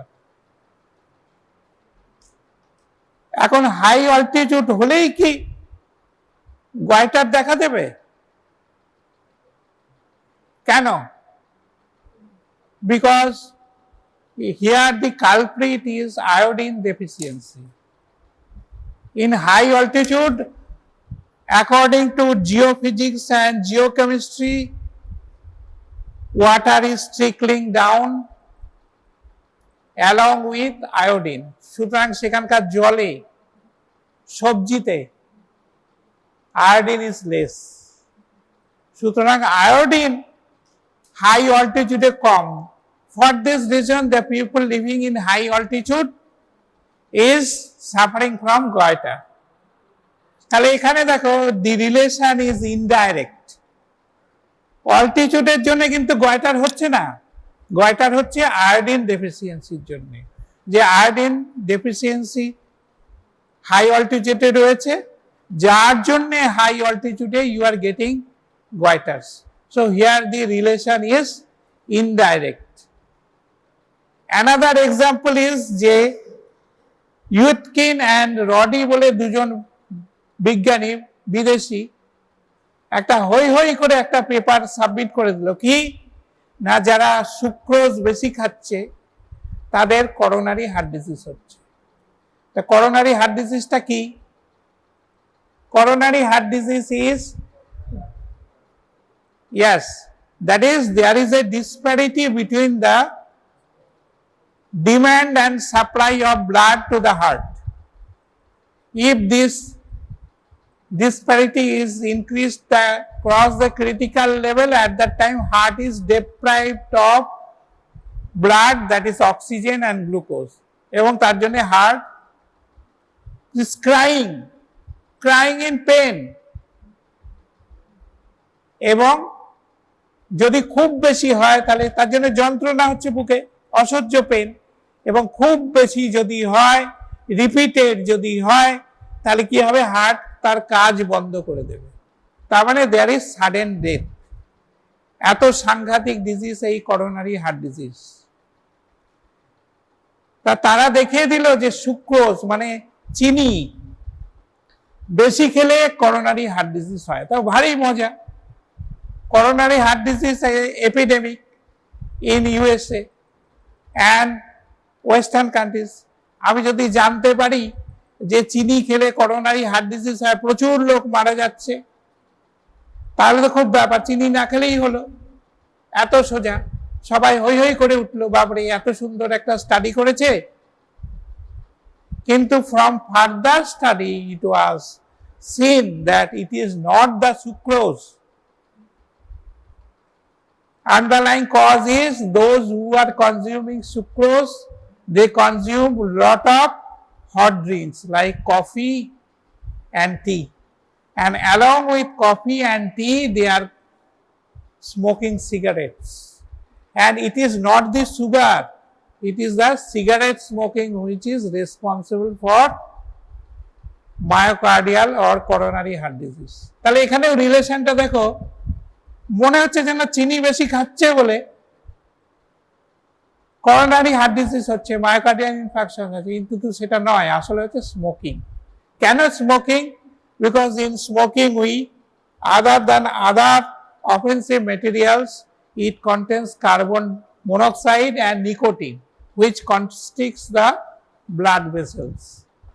হ্যাঁ, স্মোকাররা একটু হাসাহাসি করছে মুখছে, বুঝতে পারছি। তো এনিহাউ, তো it also changes the different inner layers of the blood vessels. আর মায়োকার্ডিয়াল করোনারি আর্টারি তো খুব সরু, এর যদি কনস্ট্রিক্ট হয়ে যায় তাহলে কি হবে? Less blood supply, heart is crying due to lack of oxygen and glucose. বেশি কান্নাকাটি করলে বন্ধই হয়ে যাবে। এই যে একটা কথা যে তোমরা বলে যে কি সেলফিশ রে বাবা, একটা স্টেথোস্কোপটা চাইলাম দিল না, কিন্তু নেচারই হচ্ছে selfish, because the heart is pumping the blood to periphery and drawing the blood from periphery. এটা শিখেছো তো? একবার ব্লাড পাঠিয়ে দিচ্ছে আর একবার ব্লাড টেনে নিচ্ছে, কিন্তু না, তার নিজের তো খাদ্য দরকার, মেশিন তো। সেই জন্যে selfish, nature is selfish, because the first branch of ascending aorta is কি কি করোনারি আর্টারি। তাহলে গোটা শরীরকে হার্ট ব্লাড সাপ্লাই দেওয়ার আগে কিন্তু নিজের সংস্থানটা নিজে করে নিচ্ছে। এর থেকে কি শিখবে? নিজেকে আগে লক্ষ্য করবে, নিজেকে আগে, চ্যারিটি বিগিনস অ্যাট হোম। অনেকে বলে না, ওরে বাবারি এত প্র্যাকটিস যে নাওয়া খাওয়ার সময় পাচ্ছে না, ওইটা কিন্তু করবে না কখনো। জানি না কে ভালো প্র্যাকটিশনার হবে, নাওয়া খাওয়ার সময়টা কিন্তু অবশ্যই রেখে দেবে, otherwise you will suffer from different gastric diseases, systemic diseases in the late age. তাহলে charity begins at home. Heart আমাদের শিখিয়েছে যে নিজে সারা শরীরকে ব্লাড সাপ্লাই করার আগে নিজের সাপ্লাইটা ঠিক করে রাখো। ওকে, তাহলে এটা ইনডাইরেক্ট অ্যাসোসিয়েশন হলো। এখানে culprit K? Smoking. Smoking is present with coronary heart disease and smoking is present with high consumption of sugar, that is hot drinks. তাহলে আগে যে ইনডাইরেক্ট সেখানে দেখালাম যে iodine deficiency is the confusing agent, আর এখানে কনফিউজিং এজেন্ট ইজ স্মোকিং। তাহলে এগুলোকে কি বলে না? কনফাউন্ডিং ভেরিয়েবল, কনফাউন্ডিং ফ্যাক্টর। এবার থার্ড পার্টে আমি চলে আসছি। First is spurious association, second is indirect association, third is direct association. Direct association is very easy. Direct cause. তুমি দেখতে পাচ্ছ যে গিনিপিগকে আমি যখন ভিব্রিও কোলেরি খাওয়াচ্ছি তার কলেরা হচ্ছে। টাইফয়েড, সালমোনেলা টাইফি আমার শরীরে যখন প্রবেশ করছে তখন আমার টাইফয়েড হচ্ছে। মিজেলস ভাইরাস যখন রেসপিরেটরি ট্র্যাক্টকে এফেক্ট করছে তখন মিজেলস হচ্ছে। তাহলে এটা 1:1। ওকে, আর সেকেন্ড কি? 1:many। That means for one disease multifactorial causes. নানা রকম কজ আছে, কিন্তু আমাদের জানতে হবে এমন জালের মতো করে দিচ্ছে, একটা ওয়েব করে দিচ্ছে। দেখবে ম্যাকমোহন অ্যান্ড পিউয়ের একটা পার্কে ছবি আছে, জাল, সেই জাল কেটে তোমাকে বেরিয়ে আসতে হবে। কেন না, তুমি যখন পেশেন্টকে বলবে যে এই করবেন না এই করবে না, তুমি যদি দেখো for coronary heart disease multiple factors are present. কিরকম না, overweight, high blood pressure, number 2, number 3 high cholesterol level, number 4 smoking, number 5 high sugar, number 6 stress, number 7 sedentary habits. এতগুলো ফ্যাক্টর আছে ফর করোনারি হার্ট ডিজিজের জন্য।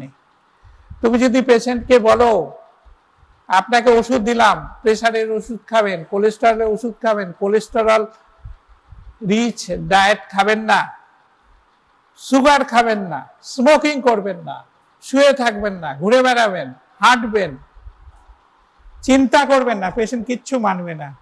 তোমাকে ফিসটি দিয়ে chamber থেকে বেরিয়ে গিয়ে আবার যেমন করছিল সেরকম। কিন্তু তুমি যদি একটা ফ্যাক্টর বন্ধ করে দাও বা দুটো ফ্যাক্টর বন্ধ করে দাও, তাহলে কিন্তু সে মানবে। তোমাকে তো এমন একটা অ্যাডভাইস দিতে হবে যে patient can comply.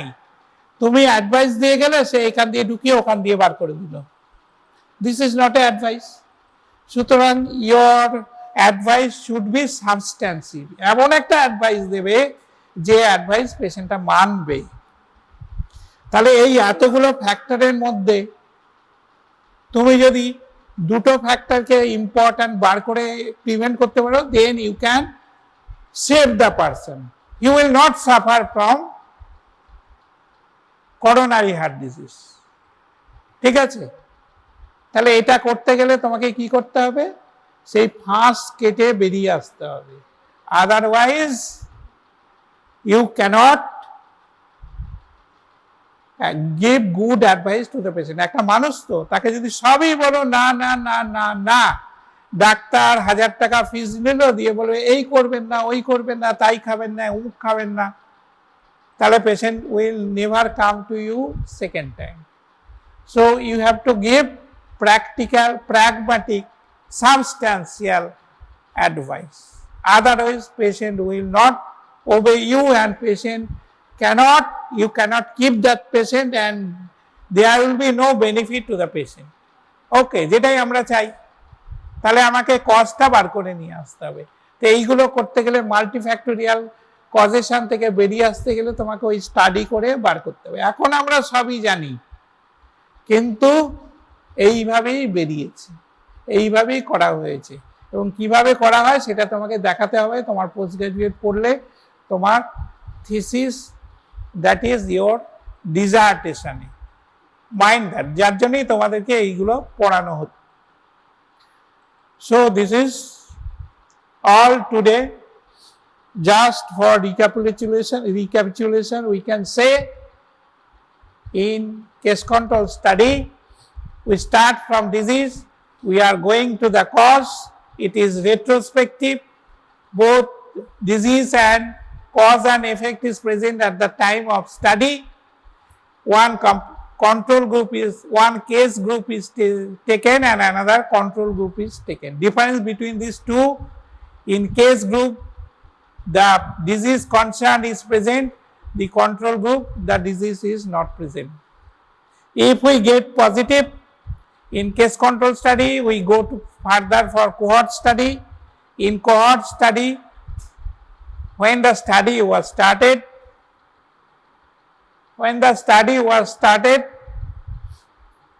only the exposure is present, but effect, that is disease, is not present. We are going from cause to effect. It is forward looking, it is forward looking study and prospective study. Here one study group is taken and one comparison group is taken.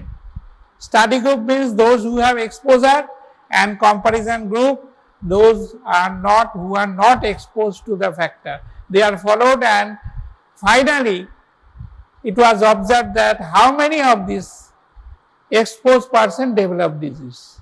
So it may take a long time, 30, 40, 50 years. That is Dole and Hill study, Framingham study. These are the different studies. সেগুলো question পেপারে তোমরা দেখবে, এই নামগুলো পাওয়া যাবে। And it is very expensive, and বললাম তো it is very expensive and time consuming, কারণ টেস্ট কন্ট্রোলে তো তোমার সব হাতে রয়েছে, ডিজিজ পার্সন রয়েছে, এক্সপোজার রয়েছে, হিস্ট্রি, কিন্তু এখানে তোমার এক্সপোজার রয়েছে কিন্তু ডিজিজ নেই। এরপরে আমি আসছি association and relationship. Association may be of three types: spurious, that is the relation is artifactual, that is false, আপাত দৃষ্টিতে মনে হচ্ছে হ্যাঁ ঠিক আছে, যার এক্সাম্পল হচ্ছে delivery cases in hospital and at home. Second is indirect, যেখানে একটা থার্ড ফ্যাক্টর রয়েছে, তার দুটো example I have given. One is iodine deficiency, which is present in high altitude and in iodine and in goiter. Our second example is sucrose, consumption of high dose of sucrose, which is present both in coronary heart disease and in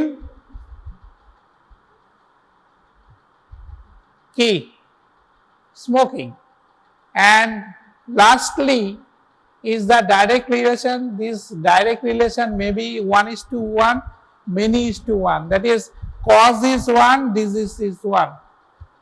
But here the causes are many and disease is 1. Example is myocardial infarction or coronary heart disease. They also have mineralocorticoid activity, but physiologically active is aldosterone.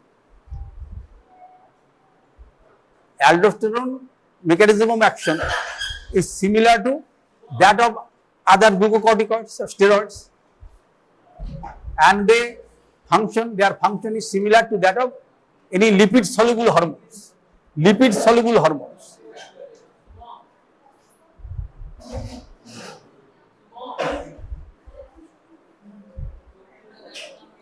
These hormones can easily penetrate the cell membrane, and when it enters, they have their receptors in the cytosol. In some cases, other steroid hormones, they have their receptors within the nucleus. But in the case of glucocorticoid,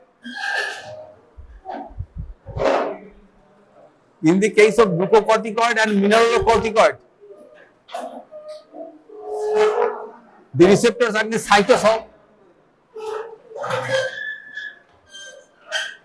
The second messenger is hormone receptor complex, and this complex then enters within the nucleus, and it binds with the hormone sensitive element and increases transcription of mRNA, and from mRNA particular proteins are synthesized. In some cases there may be also suppression of formation of some proteins, and here the principal protein is SGK kinase.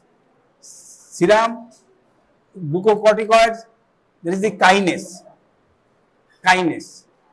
within the principal cells of the distal nephron, cortical collecting duct of principal cells, P cells,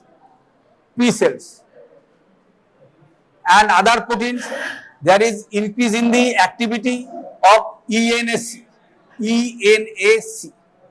epithelial sodium channels, through which sodium do enter from the luminal site. Sodium ion is entered, and there is sodium potassium ATPase,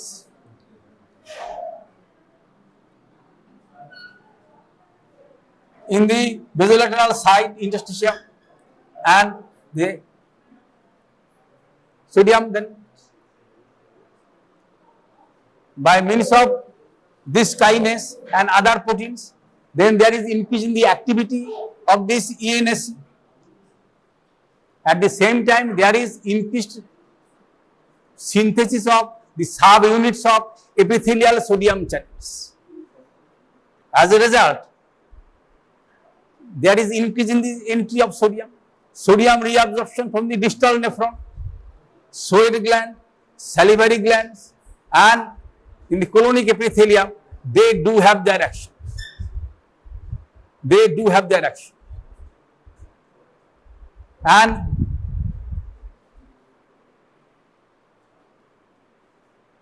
in this way, that is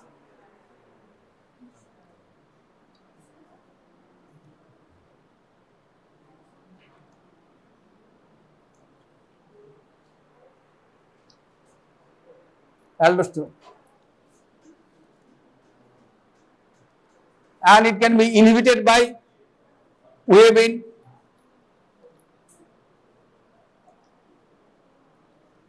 ANP, atrial natriuretic peptide, inhibits it via the cyclic GMP. Inhibits. It inhibits.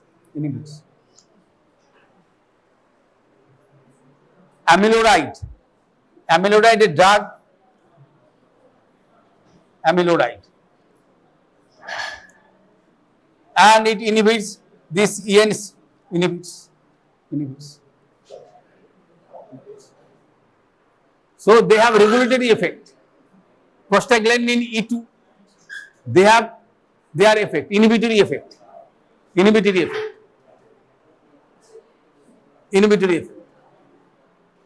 Prostaglandin E2,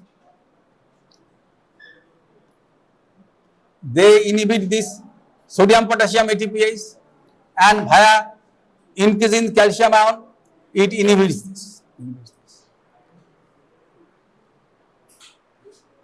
Yeah. And this is the function in the P cells or principal cells, cortical collecting tubule and other parts. And whenever sodium is entering, then there is secretion of potassium ion and hydrogen ion, not in 1:1 ratio, but there is secretion of potassium ion and hydrogen due to electrical effect.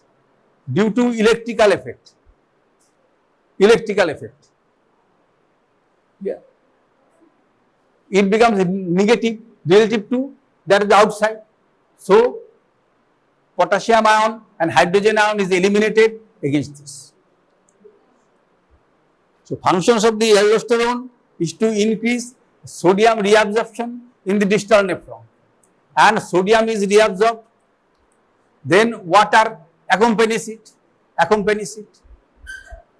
and there is increase in the extracellular fluid volume. Blood pressure is maintained, and there are some regulators of this secretion, and in different conditions they are secreted. In some cases, there is both increase in conditions, there is increase both in the glucocorticoid and mineralocorticoid. Like stress, like surgical trauma,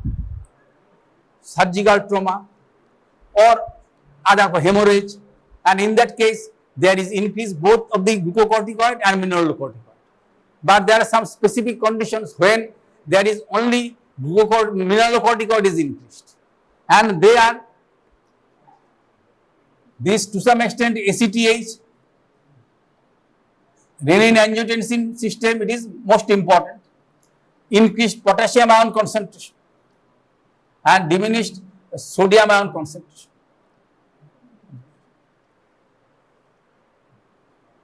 Inferior vena cava, constriction of the inferior vena cava.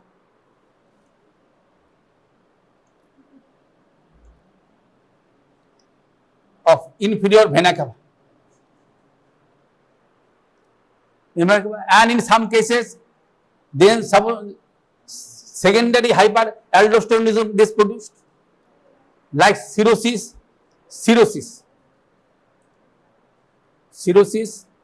nephrosis,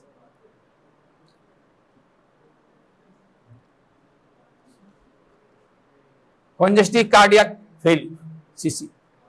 These are these conditions.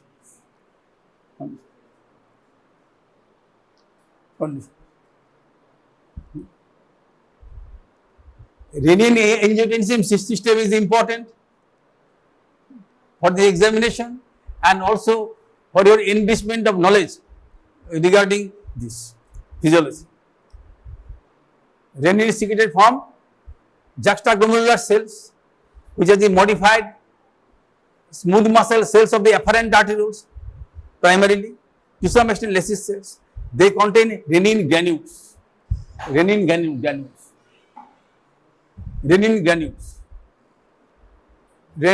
is formed from prorenin, prorenin from preprorenin.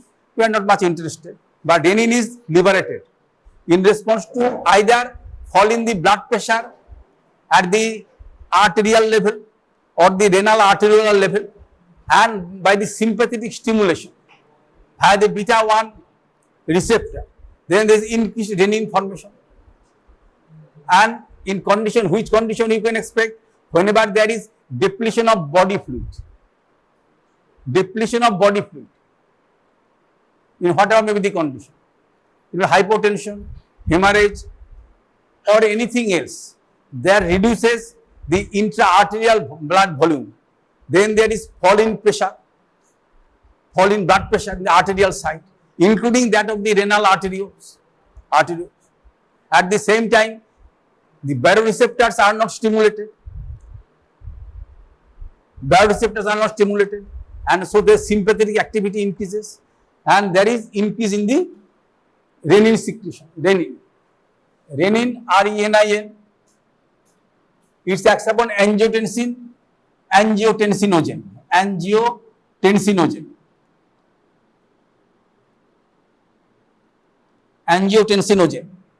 And there is angiotensin 1. It splits this decapeptide from angiotensin. It is alpha 2 globulin, and it is split, and then this angiotensin converting enzyme, 2 amino acids are removed, and there is formation of an octapeptide angiotensin 2.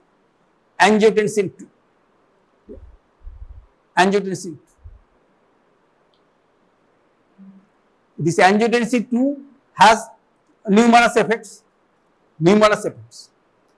It acts upon the cells of zona glomerulosa and induces the aldosterone secretion in low doses.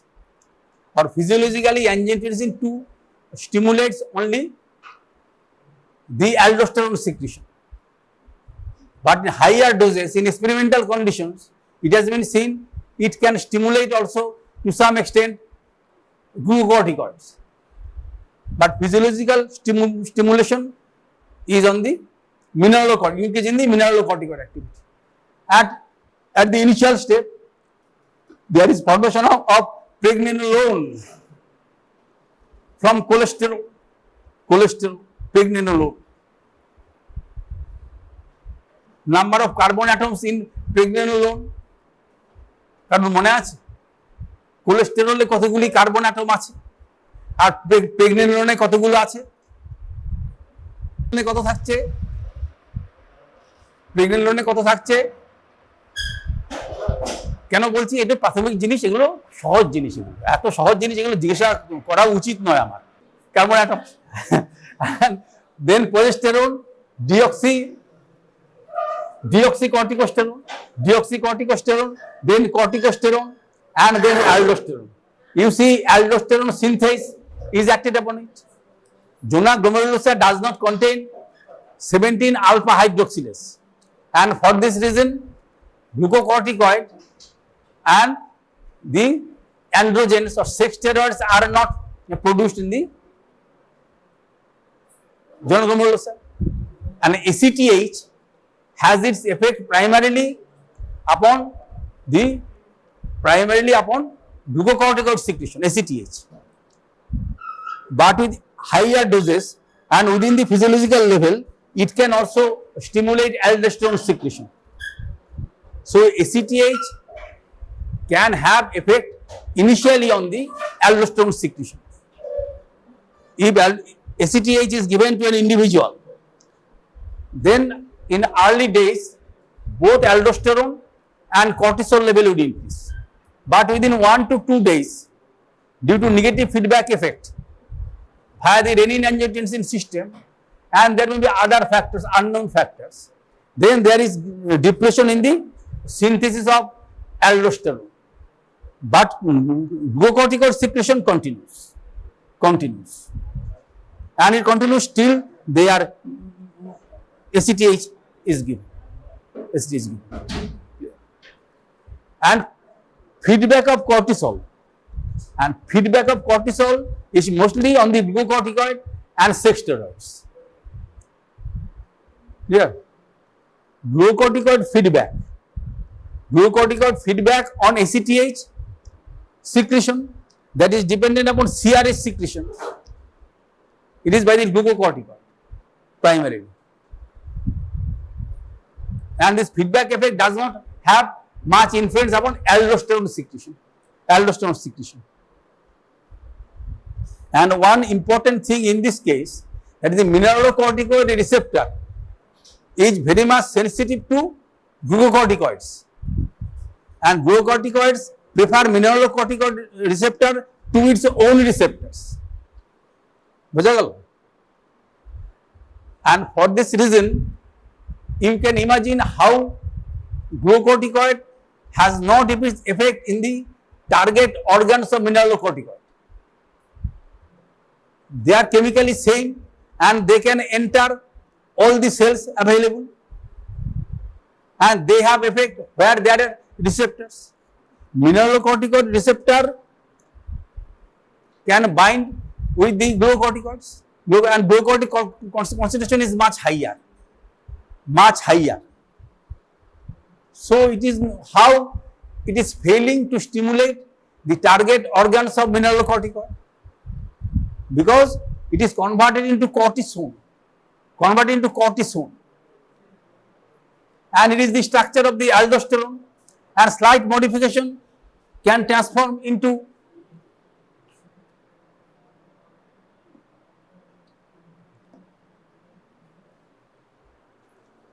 glucocorticoid.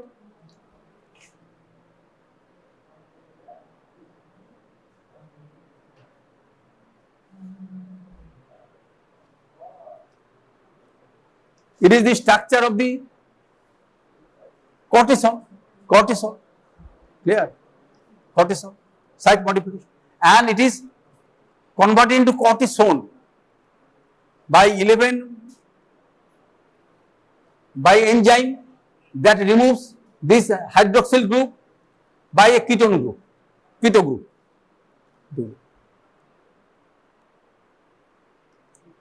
11 beta dehydrogenase type 2, beta hydroxy dehydrogenase, 11 beta hydroxy dehydrogenase type 2, and it will remove, and it is this group, and you will get,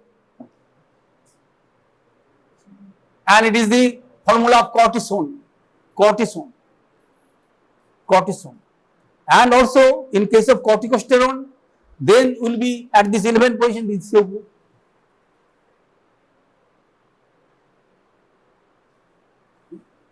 Beta hydroxysteroid dehydrogenase, 11 beta hydroxysteroid dehydrogenase type 2, converting into cortisol, and also this type of derivative of corticosterone. Corticosterone has also weak mineralocorticoid activity, And in that condition, the mineralocorticoid receptor cannot bind with it. Cannot bind with it. So aldosterone have its effect. Aldosterone have its effect. Now there is a term that is AME, apparent mineralocorticoid excess. Apparent mineralocorticoid excess. If this enzyme is less functioning, either congenitally or by ingestion of licorice, licorice,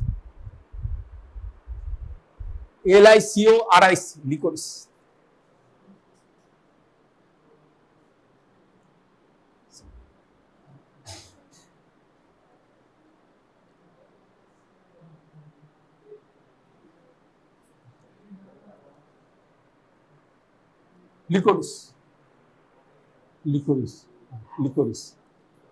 Licorice. Joshti Madhu.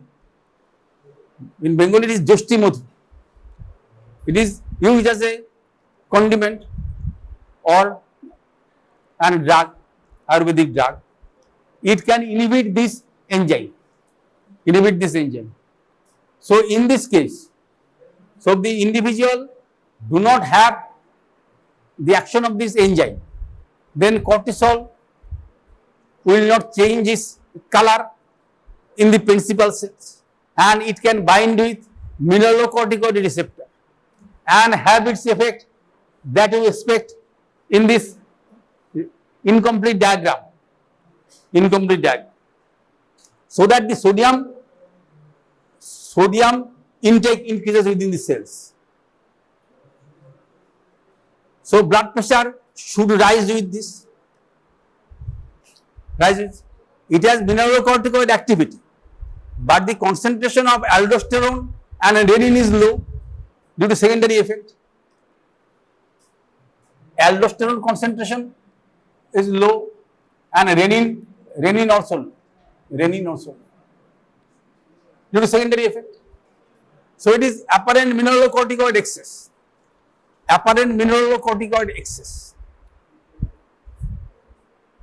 There is less activity of this dehydrogenase due to glycerinatic acid present in licorice.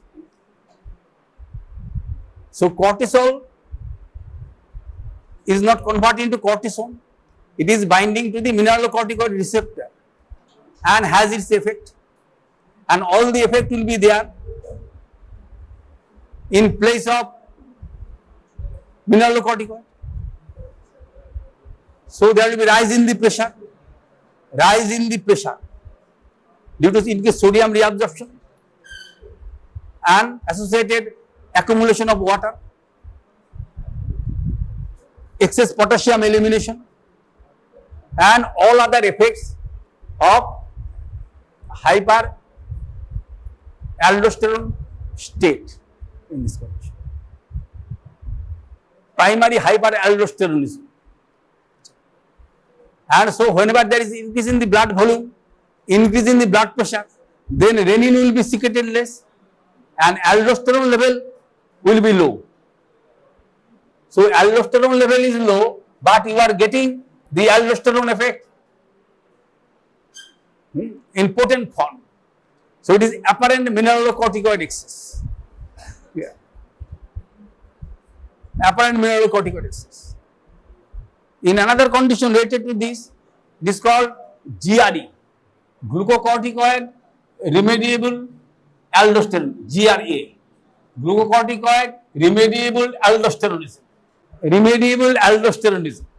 And in this case, there is increase in the aldosterone level. It is opposite to this AME. There is increase in the aldosterone level. So it is a increased effect due to aldosteronism. So it is primary, it is one example of primary hyperaldosteronism. And in this case, it is suppressed, this blood pressure rise can be suppressed by cortisol.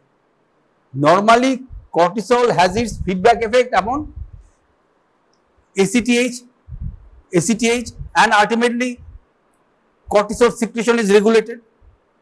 But in this case, this ACTH effect suppression has its effect upon suppression of aldosterone. So ACTH activity is similar to that of the cortisol production. I mentioned that if in a normal individual, ACTH is given for days. Initially, there is increase in both the cortisol level and the aldosterone level. But within a few days, the aldosterone level will go down. But the cortisol levels remains high. And feedback mechanism is also effective on ACTH that control ultimately cortisol and little effect upon aldosterone secretion. But in this case, whenever there is cortisol is given, then there is fall in the aldosterone level and to some extent reduction in the blood pressure, hypertension in this case. So it is glucocorticoid remediable aldosteronism. Glucocorticoid remediable aldosteronism, and it is due to effect of a hybrid gene. Effect of a hybrid gene that contains the regulatory element of glucocorticoid that has effect upon the aldosterone synthesis.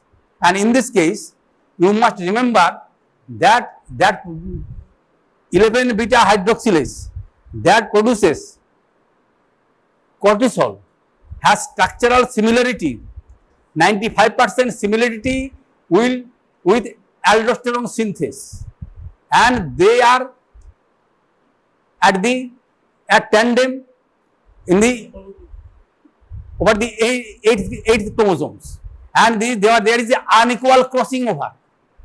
There is unequal crossing over in this. So that 5' regulatory unit of glucocorticoid is taking the place of regulatory unit of the aldosterone synthesis.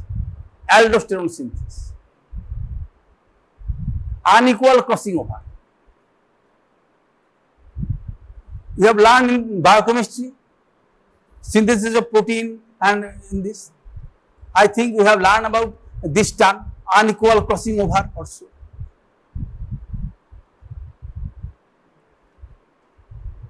For complete realization, you have to follow the Harper's textbook of biochemistry, and you see the index unequal crossing over, and there is a good figure in hemoglobin synthesis, LEPOR, anti-LEPOR, and they have shown how it is produced, unequal crossing over.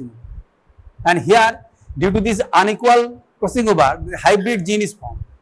5' regulatory unit of glucocorticoid, it attached to that of the regulatory side of the aldosterone synthesis. Due to unequal crossing over. Suppose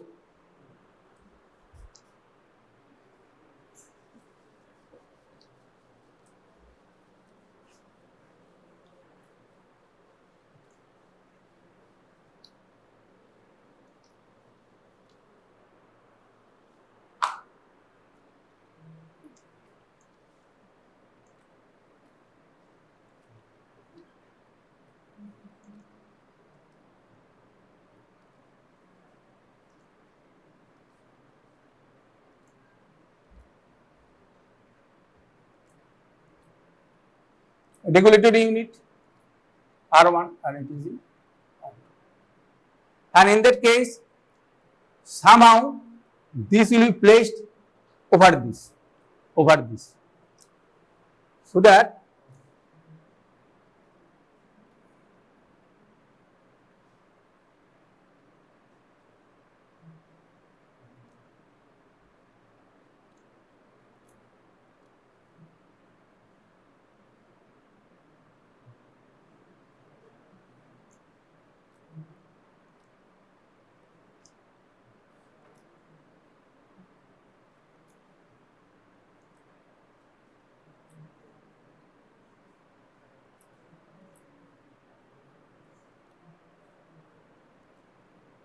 and due to this unequal crossing over, it is possible that this part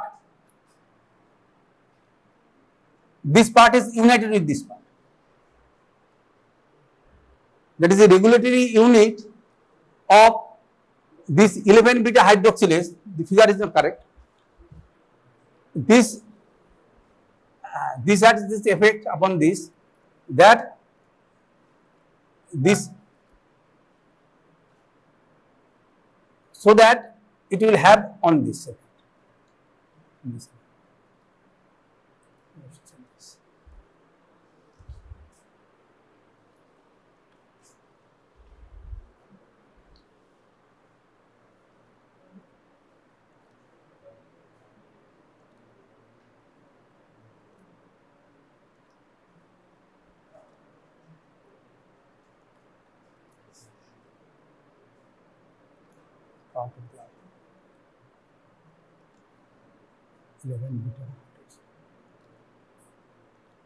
And in this way, there is this unequal crossing over.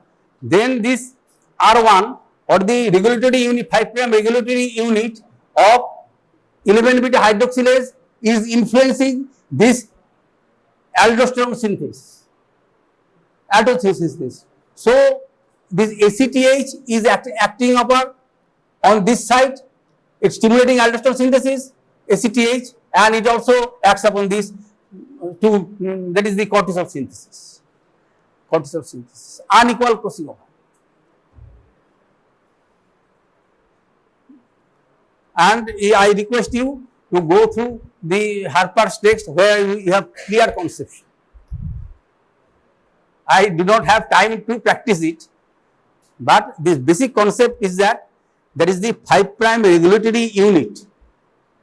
5' regulatory unit, that is the R1 of 11 beta hydroxylase, is attached to that of the aldosterone synthase. And it has also, it is the hybrid gene that is produced.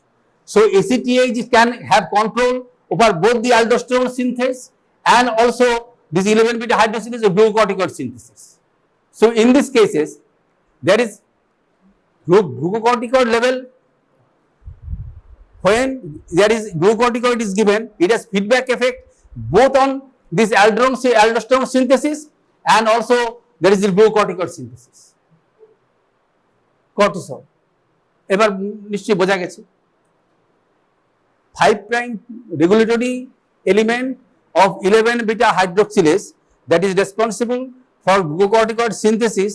It is hybrid, forms a hybrid with the aldosterone synthase part, and also and the same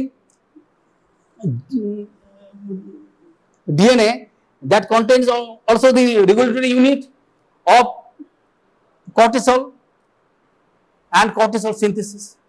So ACTH is effective upon both this aldosterone secretion and also cortisol secretion. So there is aldosterone secretion is also increased, aldosterone and cortisol. And it is affected both by ACTH, and there is feedback and cortisol, and feedback regulation then have its effect upon feedback effect and then on the aldosterone also in this condition.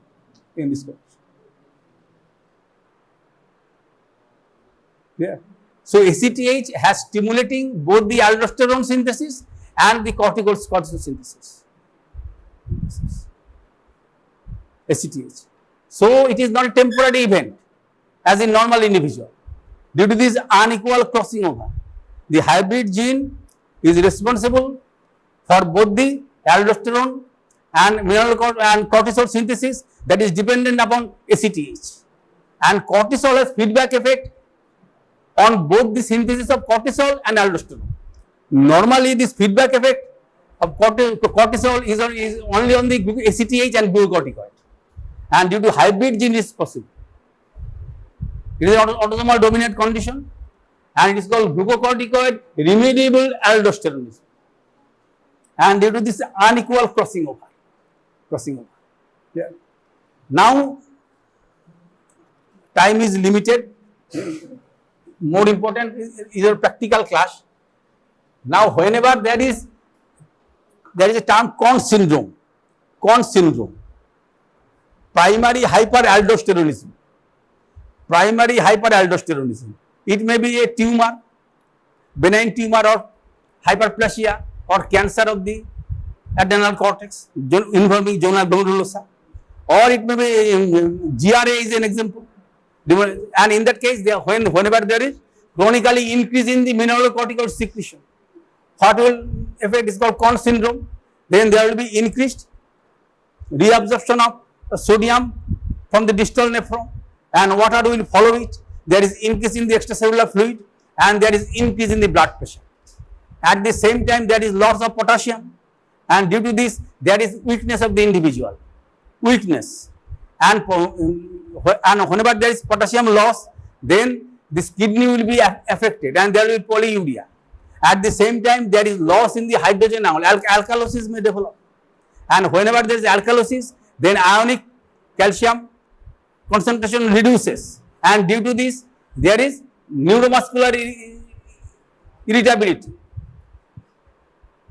As you have read in hypoparathyroidism. Hypoparathyroidism. That is the neuromuscular sensitivity, or the tendency to contraction increases. Tetany may form, tetany. Vostex sign also may be evident. And in that case, there is little edema develops. Edema does not develop.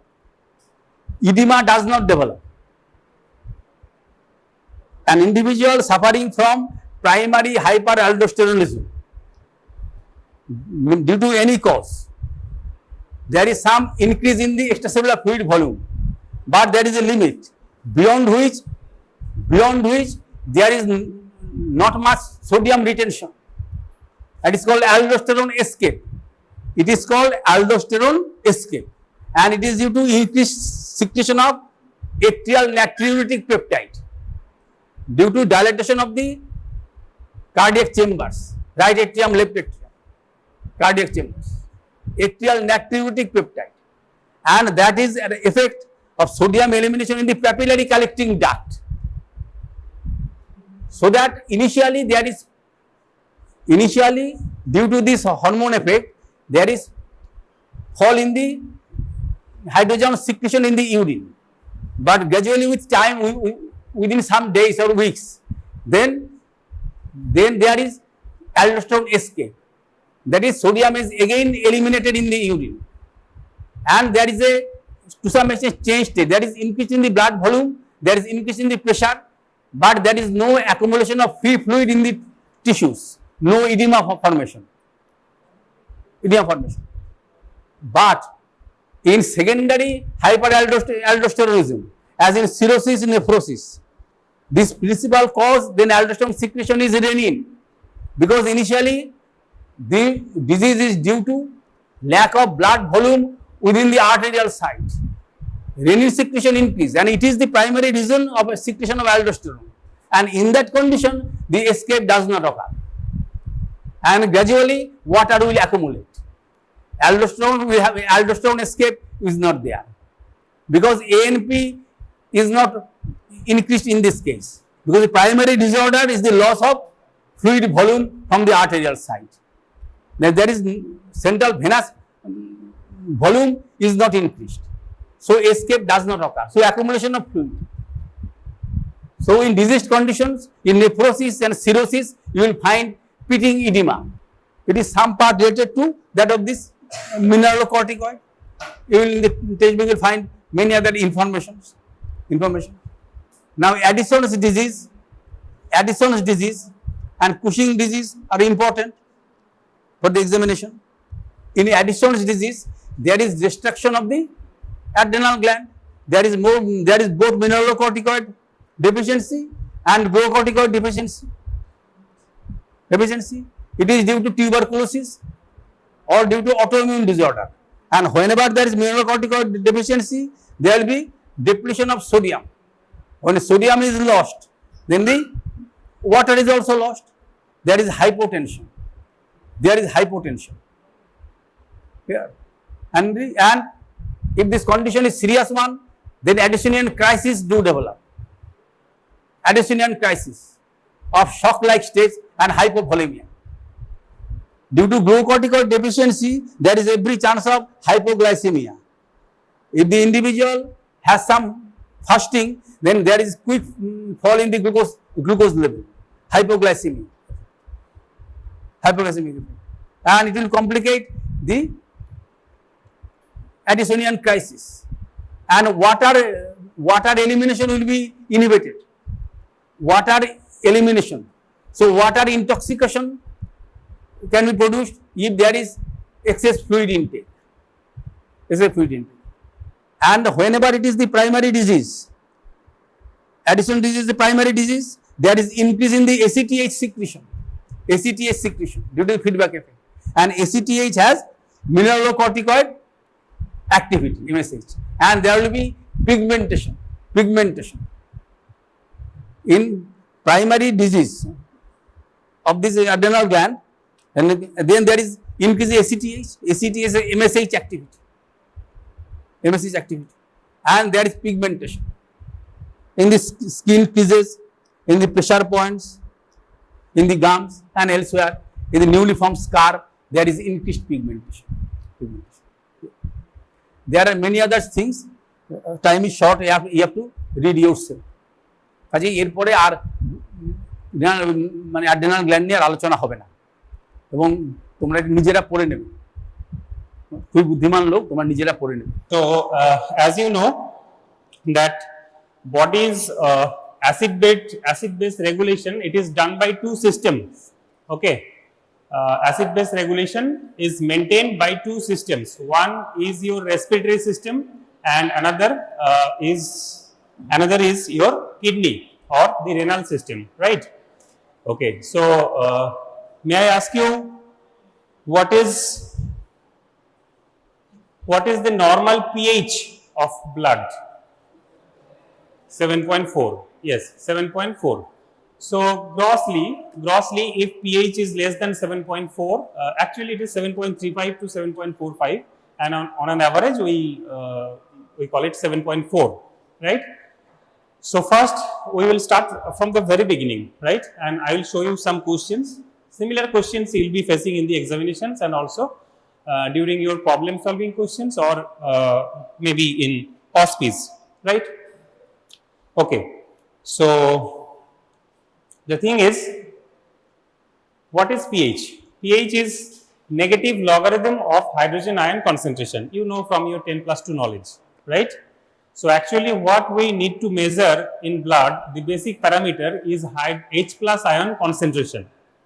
Okay, so H plus ion concentration, maybe the unit will be milli equivalent per liter, just like sodium concentration. Na plus we measure in the unit of milli equivalent per liter. What is the normal sodium concentration in your blood?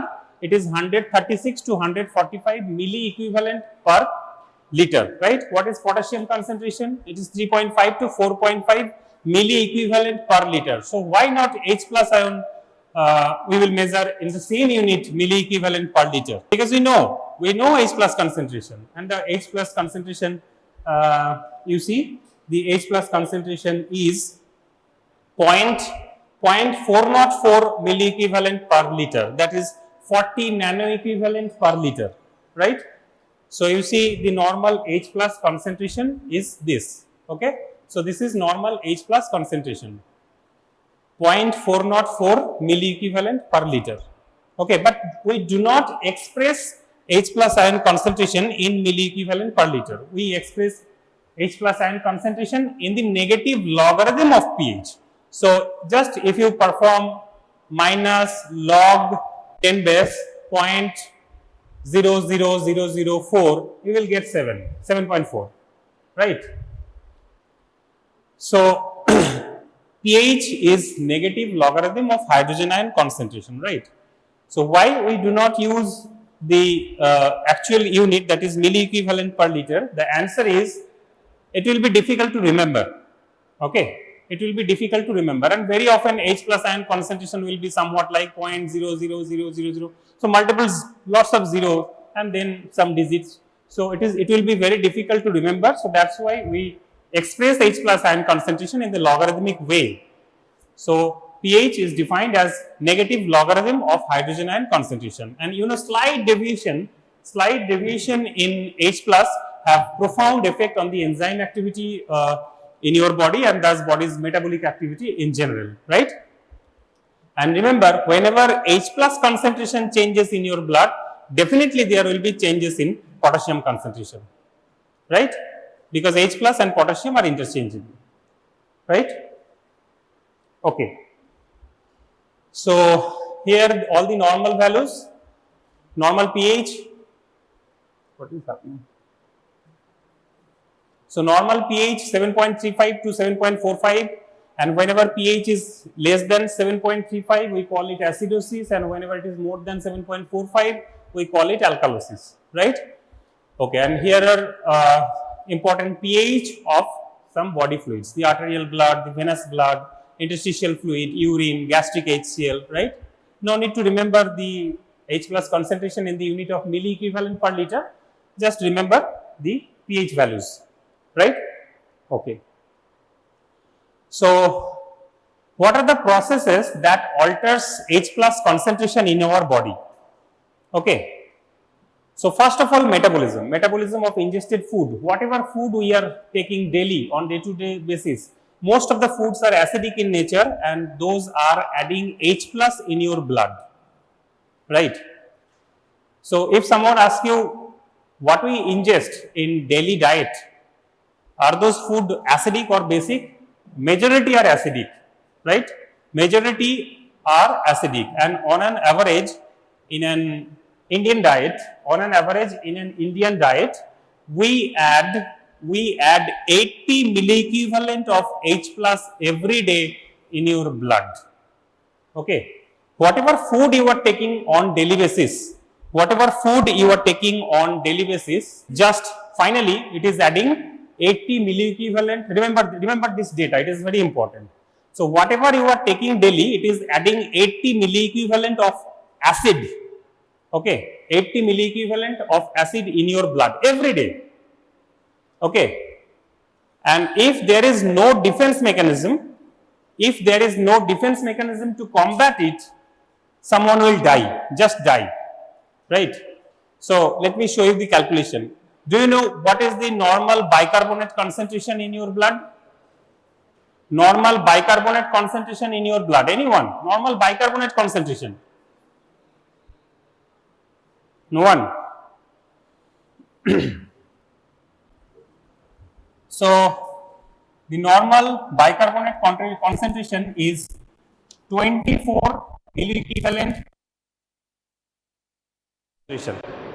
right? This is normal bicarbonate concentration. Okay.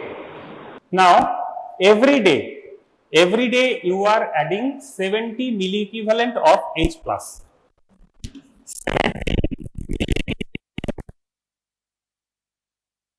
Adding in your blood, right?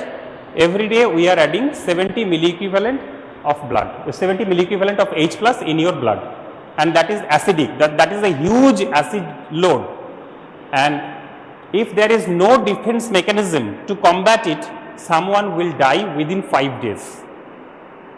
Okay, but we are fortunate that there are defense systems. That are enabled to combat that acid load and to neutralize it, right?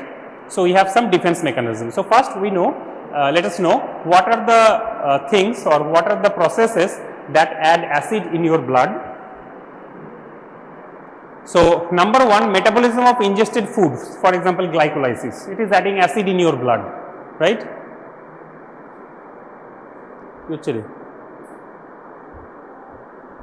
Next, digestion. Some bicarbonate is normally lost every day in stool, right?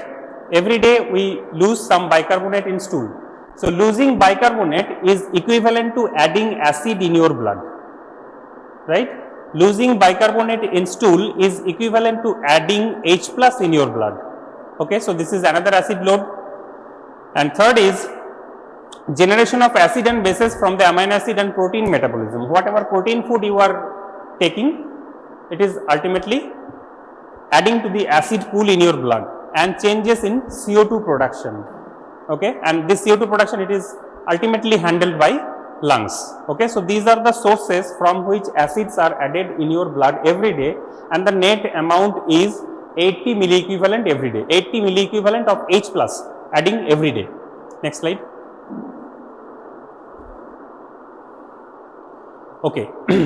Now, acid production in the body, it can be divided into volatile and non-volatile. Whatever CO2 you are producing from the metabolism, it is under volatile.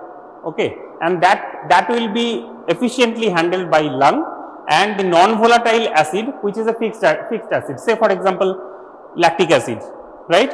Or say for example, any other acid in diabetic ketoacidosis, keto acids. Okay, so these are all non-volatile acids. Okay, so there are some volatile acid and some non-volatile acids which are adding daily in your blood. Okay, this 80 milliequivalent, this 80 milliequivalent acid which is being added in your blood is combined volatile and non-volatile, and volatile is usually CO2. CO2 is acidic. Remember, CO2 is acidic because when it connects with water, it forms bicarbonate and H plus, right? Okay. So non-volatile acid, which is also called fixed acid, for example, lactic acid, and daily acid load or net endogenous acid production is 50 to 100, and I told you it is 80 milliequivalent. Remember a fixed value, that is 80 milliequivalent. So you are adding 80 milliequivalent of acid every day in your blood. Next slide. What are the body's defense against this acid load? Every day you are adding 80 milliequivalent of acid in your blood. What are the defense system? There are 3 defense systems in our body. Okay, so number 1, body fluid buffers, and the major buffer is bicarbonate buffer. We will come to it in subsequent slide. What are the buffers and how they act, right? And second is lungs. If you produce extra carbon dioxide, in your blood, definitely in your blood, we measure carbon dioxide in the form of partial pressure, right? So partial pressure of carbon dioxide in arterial blood, how much? Partial pressure of carbon dioxide in your blood, PaCO2, what is the value?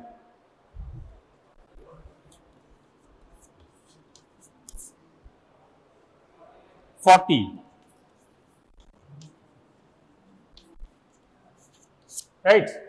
So 40 mmHg.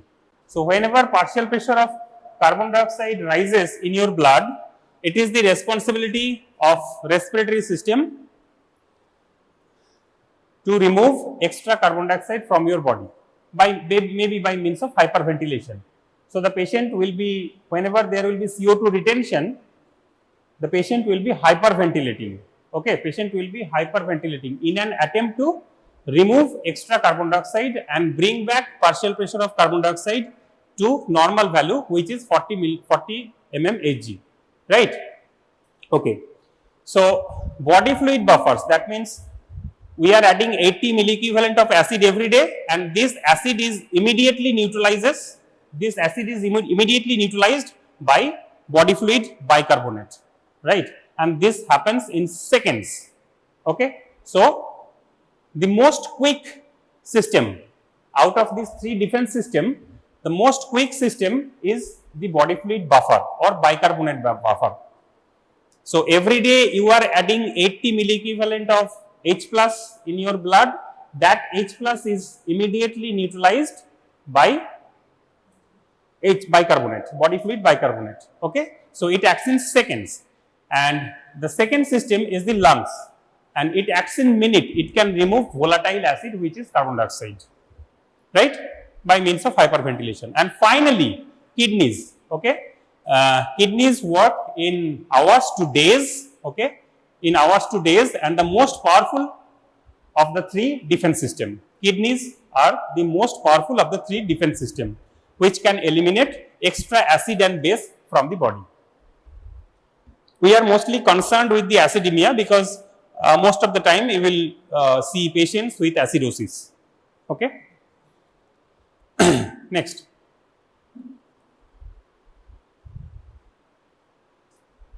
Usually.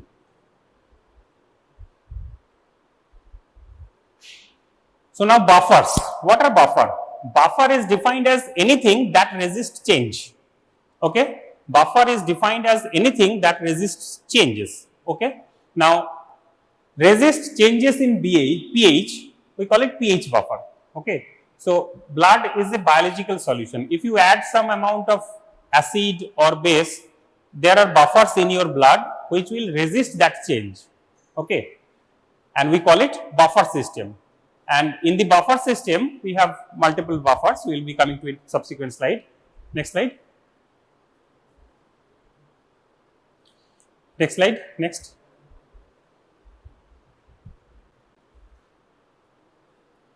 Next. Yes. So these are the buffers in your body, which is very frequently asked during examination, right? This is very frequently asked in the examination. What are the buffers? Okay. What are the buffers in extracellular fluid? What are the buffers in intracellular fluid? And what are the buffers within the RBCs? Okay. So everywhere maintenance of a particular pH or the normal pH is essential. In the extracellular fluid, you know the pH is 7.4 blood pH, and the major buffer in extracellular fluid is bicarbonate buffer, right? So bicarbonate buffer is the major buffer which is present in extracellular fluid, okay? And you know the Henderson-Hasselbalch equation, pH is equal to pK. Do you know what is Henderson-Hasselbalch equation? Everyone knows from your 10+2 knowledge, right? Okay. So a buffer is a good buffer when the pH of the solution is close to pKa, right? So say for example, pKa of bicarbonate is 6.1. That means at pH 6.1, bicarbonate will be acting as a best buffer, right? Now phosphate buffer is mainly intracellular buffer, and also it is present in the renal tubular fluid, right? Phosphate buffer. Ammonia buffer, it is also present in the renal tubular fluid and in urine. Protein buffers are mainly for intracellular fluid, and hemoglobin buffer within the RBCs. Okay, very frequently asked during NEET PG examination, or maybe in future next examination. Most important buffer in extracellular fluid. Now the options are hemoglobin, protein, bicarbonate, phosphate, right? So answer will be bicarbonate. Most important buffer in intracellular fluid. Again, all these options, right? And the answer will be protein buffer, right? Most important buffer within the RBCs, okay? And the answer is hemoglobin, right? Very frequently, almost every year, every alternate year it is asked, right? Okay. So nowadays questions are coming in case wise. So this concept will be required, okay? In extracellular fluid, most important buffer will be bicarbonate buffer. Next slide. Okay. So from the Henderson-Hasselbalch equation, this is HHE for bicarbonate buffer, pH is equal to pK plus log bicarbonate by 0.03 into PCO2. As pK is constant, so that means pH varies as bicarbonate by PCO2, right? And this upper part, it is handled by kidney, and this lower part, it is, or PCO2, it is handled by kidney, and the lower part of the partial pressure of carbon dioxide, it is regulated by lungs, right? Second defense mechanism is the lungs. So lungs will be causing hyperventilation or hypoventilation whenever it is required. So lung will finally try to maintain the partial pressure of carbon dioxide in arterial blood, right? And you know the normal partial pressure of carbon dioxide is 40 millimeter of mercury, right? 40 millimeter of mercury is the partial pressure of carbon dioxide. Now whenever it will be more than 40, lung will hyperventilate and bring back partial pressure of carbon dioxide into normal level, that is 40 millimeter of mercury. And whenever it is low, that means less than 40, there will be hypoventilation, right? So this is the second defense mechanism. And you know that non-volatile acid 80 milliequivalent per liter, which is immediately neutralized by extracellular fluid bicarbonate, right? And extracellular fluid contains approximately 350 milliequivalent of bicarbonate, From where this 350 milliequivalent comes from? Anyone? Bicarbonate concentration in extracellular fluid is 24 milliequivalent per liter, right? 24 milliequivalent per liter. This is the normal bicarbonate concentration, right? And extracellular fluid volume is 14 liter, right? Extracellular fluid volume is 14 liter, every liter having 24 milliequivalent bicarbonate. That means total bicarbonate will be, and as because 24 is not a fixed number, it is 22 to 28. So that is why we are approximately using this number 350 milliequivalent, right? So this is total bicarbonate in your body, total bicarbonate in your body. In extracellular fluid, bicarbonate concentration is 24 milliequivalent per liter, and if we consider extracellular fluid volume is 14 liter, that means 14 into 24, it comes to 336 or almost around 350 milliequivalent of bicarbonate. It is the total bicarbonate pool in your body that will be required to neutralize acid load, right? So তোমার বডিতে কত bicarbonate আছে total? 350 milliequivalent bicarbonate আছে, correct? বডিতে 350 milliequivalent bicarbonate আছে, আর আমার daily acid load কতটা? 80 milliequivalent, correct? তাহলে আমি যদি কোনো ডিফেন্স সিস্টেম ইউটিলাইজ না করি, কতদিন বাঁচবো? ডেইলি আমি অ্যাসিড খাচ্ছি 80 milliequivalent, রাইট? আর এই 80 milliequivalent অ্যাসিডকে নিউট্রালাইজ করতে 80 milliequivalent বাইকার্বনেট লাগবে, correct? Now total bicarbonate concentration is 350,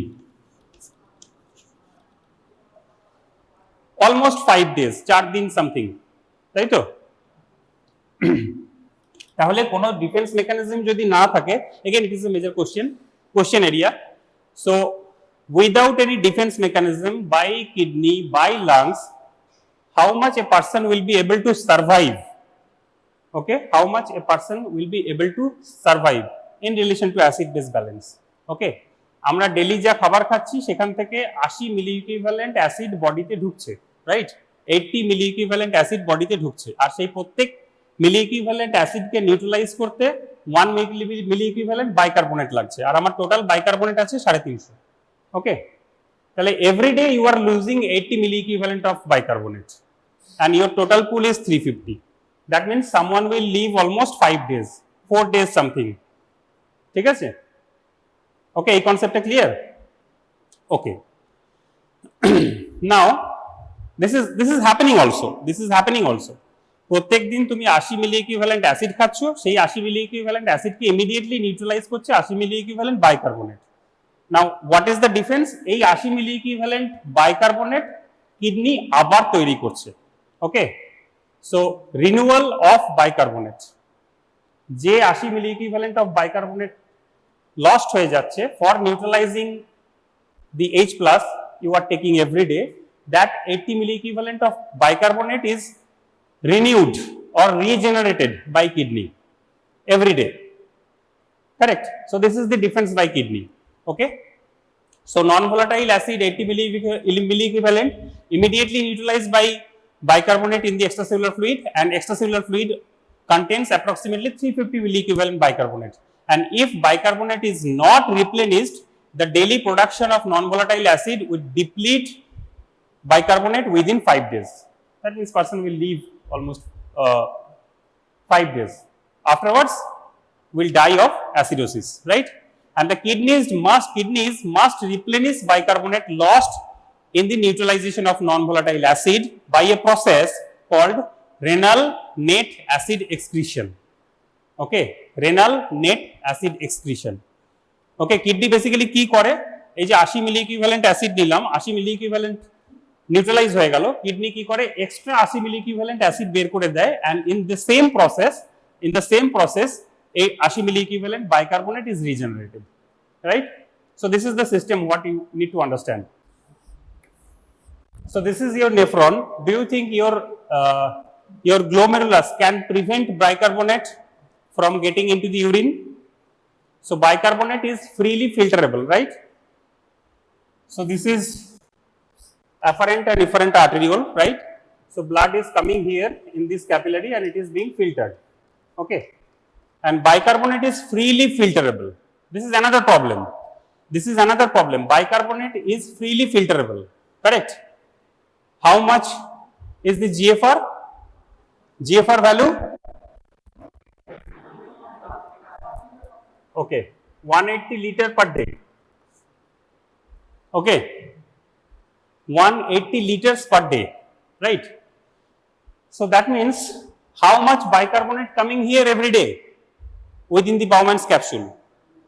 180 liter of blood is daily being filtered, and you know this glomerular sieve, this capillary, it has got no capacity to hold bicarbonate. It can hold protein, it can hold cells, WBCs, RBCs, but it cannot hold bicarbonate, right? So this is another problem. You are losing bicarbonate, right? Bicarbonate is an important thing that is essential to combat your acidosis daily, right?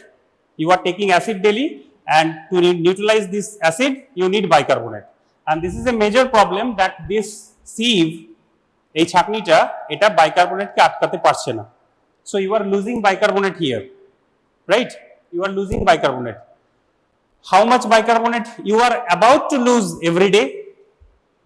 Your bicarbonate concentration is 24 milliequivalent, right? Per liter. And every day 180 liters of blood is getting filtered.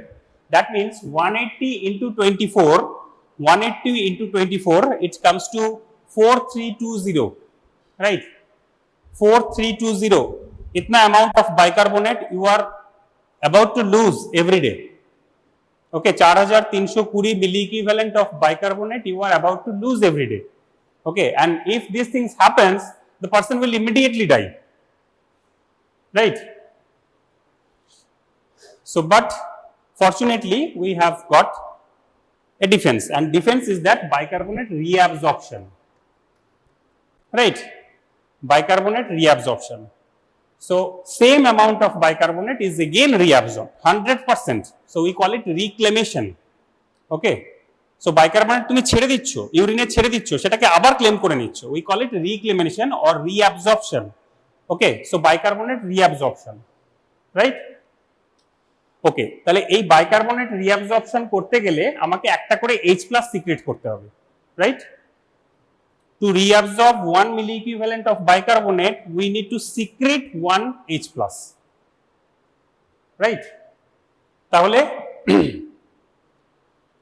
Total 4320 milliequivalent bicarbonate বেরিয়ে যাচ্ছিল, সেটাকে claim করার জন্য 4320 milliequivalent bicarbonate reabsorption করতে হবে, তার জন্য 4320 milliequivalent H+ secret করতে হবে, রাইট? তারপরে আবার যে 80 milliequivalent অ্যাসিড বা 80 milliequivalent নতুন বাইকার্বনেট আমাকে তৈরি করতে হবে, তার জন্য আবার H+ সিক্রেট করতে হবে। ওকে, তাহলে 4320 plus 80, so 4400। Okay, so this much amount of H+ is being secreted every day by kidney, by nephron, right? কিডনিতে H+ secretion তোমাদের লং কোশ্চেন আসে। ওকে, what are the mechanisms of H+ secretion in proximal convoluted tubule, in distal tubule? So how much amount of H+ is being secreted every day? Total 4400 milliequivalent H+ is being secreted every day, out of which 4320 is for reabsorption of bicarbonate and 80 milliequivalent to regenerate new bicarbonate, যে বাইকার্বনেটটা ব্লাডে loss হয়ে গেছিল, to neutralize 80 milliequivalent acid. ঠিক আছে, আমি আরেকবার বলছি, কিডনিতে total H+, kidney urine তো acidic, so there must be H+ secretion, right?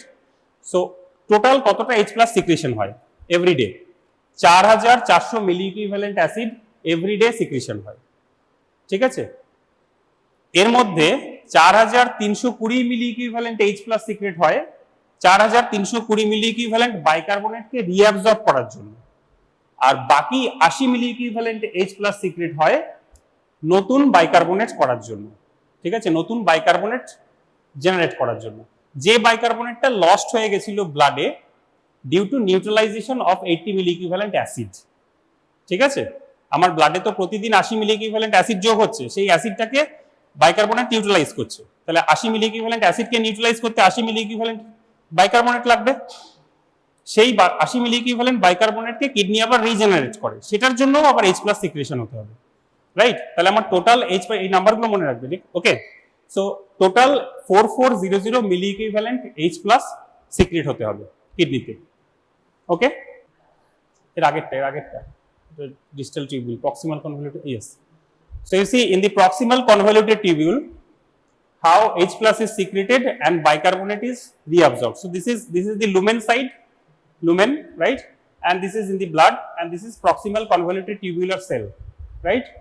This is proximal convoluted tubular cell. So what is happening? This is a pump, and this pump is called sodium hydrogen exchanger. Okay, sodium hydrogen exchanger. This pump is present in the proximal convoluted tubular cell, right? Okay, so what is happening over here? This pump is secreting H+ and it is combining with the bicarbonate which is present in the lumen due to filtration of bicarbonate, right?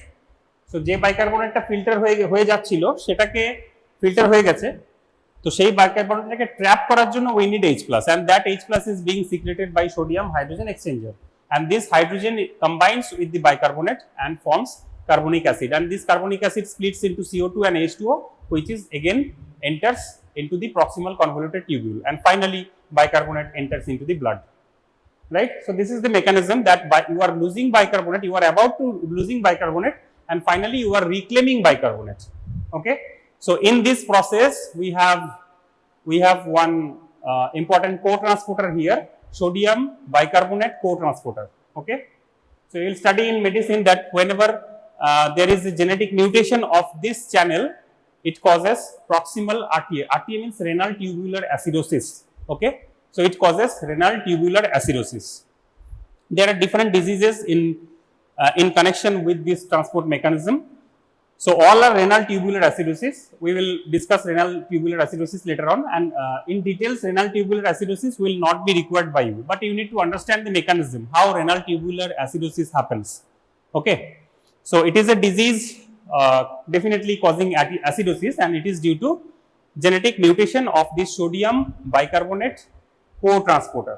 Okay, it is called proximal RTA or proximal renal tubular acidosis. Why proximal? Because the defect is within the proximal convoluted tubule, right? And this is the process of bicarbonate reabsorption in proximal convoluted tubule. Next slide. এটাতে click করো, and this is distal convoluted tubule. The mechanism is almost same, only the difference is in the distal convoluted tubule and collecting duct, it is alpha intercalated cells, and here instead of sodium hydrogen exchanger we have potassium hydrogen exchanger, right? And remaining mechanism is same, right? And here also there is a genetic defect of this, it causes renal tubular acidosis type 1 distal, and genetic defect of this carbonic anhydrase, it causes mixed RTA type 3. Okay, this is not required right now. So all these are renal tubular acidosis due to defect in the various part of the kidney or various transporter and carbonic anhydrase, right? So you just need to know the normal mechanism, how H+ is secreted into the lumen, how it traps bicarbonate, and how bicarbonate is again reabsorbed. So you need to practice this, right? Your question for first official MBBS examination is renal acid handling or the mechanism of H+ secretion in kidney, or the mechanism of H+ secretion in urine, right? So this is your question. So if this question comes, if you just only draw the diagram and you are able to point everything, you will be getting full marks, right? So whatever is happening in the proximal convoluted tubule and whatever happening in the distal convoluted tubule and collecting duct, okay, you don't need to, if you mention that is good only. So if you mention that defect in this causes distal RTA, defect in carbonic anhydrase, it causes mixed RTA type 3, and defect in sodium hydrogen exchanger or sodium bicarbonate co-transporter, it causes proximal RTA. If you can mention, that is good, but it is not essential or not required for you. Next slide.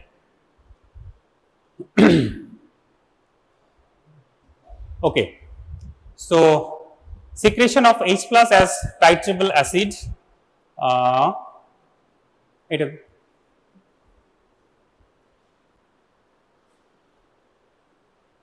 এটা এটা okay,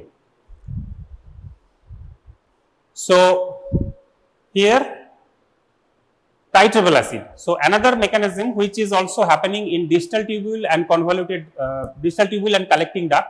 Here what is happening? Phosphoric acid. Okay, monobasic and this is dibasic. So monobasic HPO4, it combines with H plus and forms titrable acid H2PO4. This is another mechanism of trapping H plus. Okay. So one mechanism will be through ammonia and another mechanism will be through secretion of titrable acid. Titrable acid is nothing but phosphoric acid, right? So this is monobasic and it combines with the secreted H plus and it forms titrable acid and it is excreted in urine. Okay, it is excreted in urine. It is another mechanism of excreting H plus. Okay, next. Okay, now very important this mechanism, because this mechanism can be altered, right? So in liver there is na eta na agerta de eta in liver, you know, there is glutamine and glutamine is transported from liver to kidney. Now during glutamine metabolism there is formation of 2 ammonia and 2 bicarbonates, right? And this is the source of new bicarbonate formation. Okay, this is the source of new bicarbonate formation through glutamate metabolism, right? So glutamine will we will get ammonia and bicarbonate from glutamine. This ammonia will be coming here and it will trap with H plus and this NH4 plus will be secreted in urine, right? So one mechanism, monobasic phosphate, it will combine with 1 phosphate and will be excreted in urine, and another mechanism is the ammonia we get from glutamine, it will combine with H plus and will be excreted in urine. Okay, so this NH4 plus is also having H plus which will be excreted in urine, and another is dibasic phosphate or H2PO4 or titrable acid, whatever you call it, it will again carry H plus in urine, right? So these are the mechanisms where H plus is excreted and simultaneously new bicarbonate is formed and this new bicarbonate is released into blood, right? And this ammonia mechanism is most important, okay, because whenever there is acidosis, this mechanism will be enhanced in an effort to excrete more and more H plus. Presents to the emergency department having found collapse by his girlfriend, and arterial blood gas analysis, it shows pH 7.25, partial pressure of oxygen 105, partial pressure of carbon dioxide 32, bicarbonate 11, potassium 4.5, sodium 135 and chloride 100. Diagnosis. Treatment is not required. What is the diagnosis? What is the diagnosis in respect to acid base balance? Okay, first এই question গুলো কিভাবে solve করতে হয়, সেটাই বলছি এখন। ওকে ওকে, তো first see it whether it is acidosis or alkalosis. Acidosis, so all agree it is acidosis, right? So pH 7.25, that means it is acidosis, no doubt it is acidosis. Okay, it is acidosis. Now 2 important values are important, right?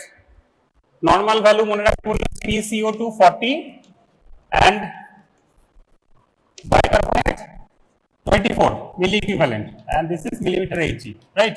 So this is normal value in blood, this is normal value. Okay, PCO2 বাড়লে কি হবে? PCO2 40 এর বেশি বাড়লে কি হবে? Acidosis হবে না অ্যালকালোসিস হবে? PCO2 40 এর বেশি যদি বাড়ে অ্যাসিডোসিস হবে না অ্যালকালোসিস হবে? Acidosis.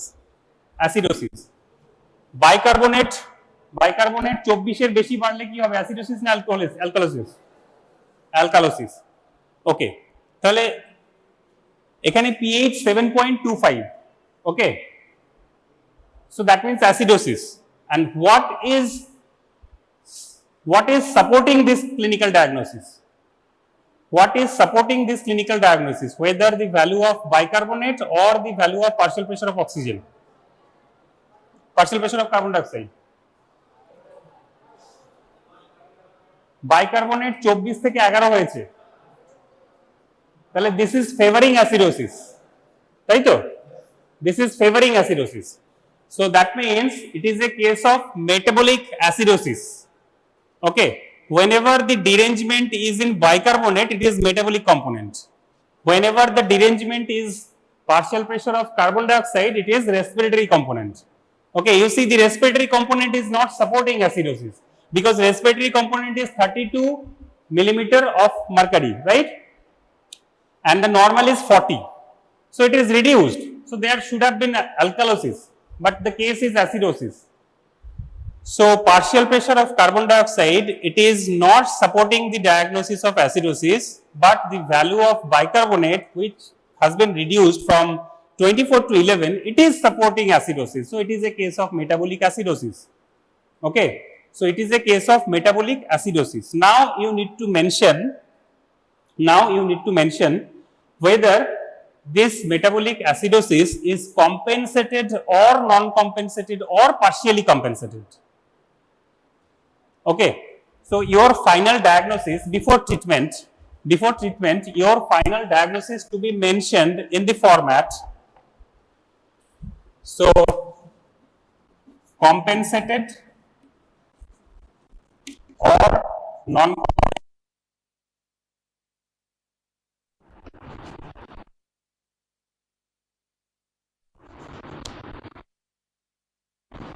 or partially compensated, then metabolic or respiratory acidosis or alkalosis. Okay, it makes your diagnosis complete. Whether it is compensated or uncompensated or partially compensated, whether it is metabolic or respiratory, whether it is acidosis or alkalosis, this much you have to say, right? So if you answer just metabolic acidosis, your answer is not correct. Okay, so here a 32-year-old man presents to the emergency department having found collapse by his girlfriend. That means that the 32-year-old man might be having some suicidal attempt or something like that. Okay, as because it is a case of acidosis, so here it is not also mentioned that the patient was diabetic or not. So there might have been diabetic ketoacidosis or something like that. So mostly it is a case of poisoning, right? Mostly it is a case of poisoning, maybe salicylate poisoning or something like that.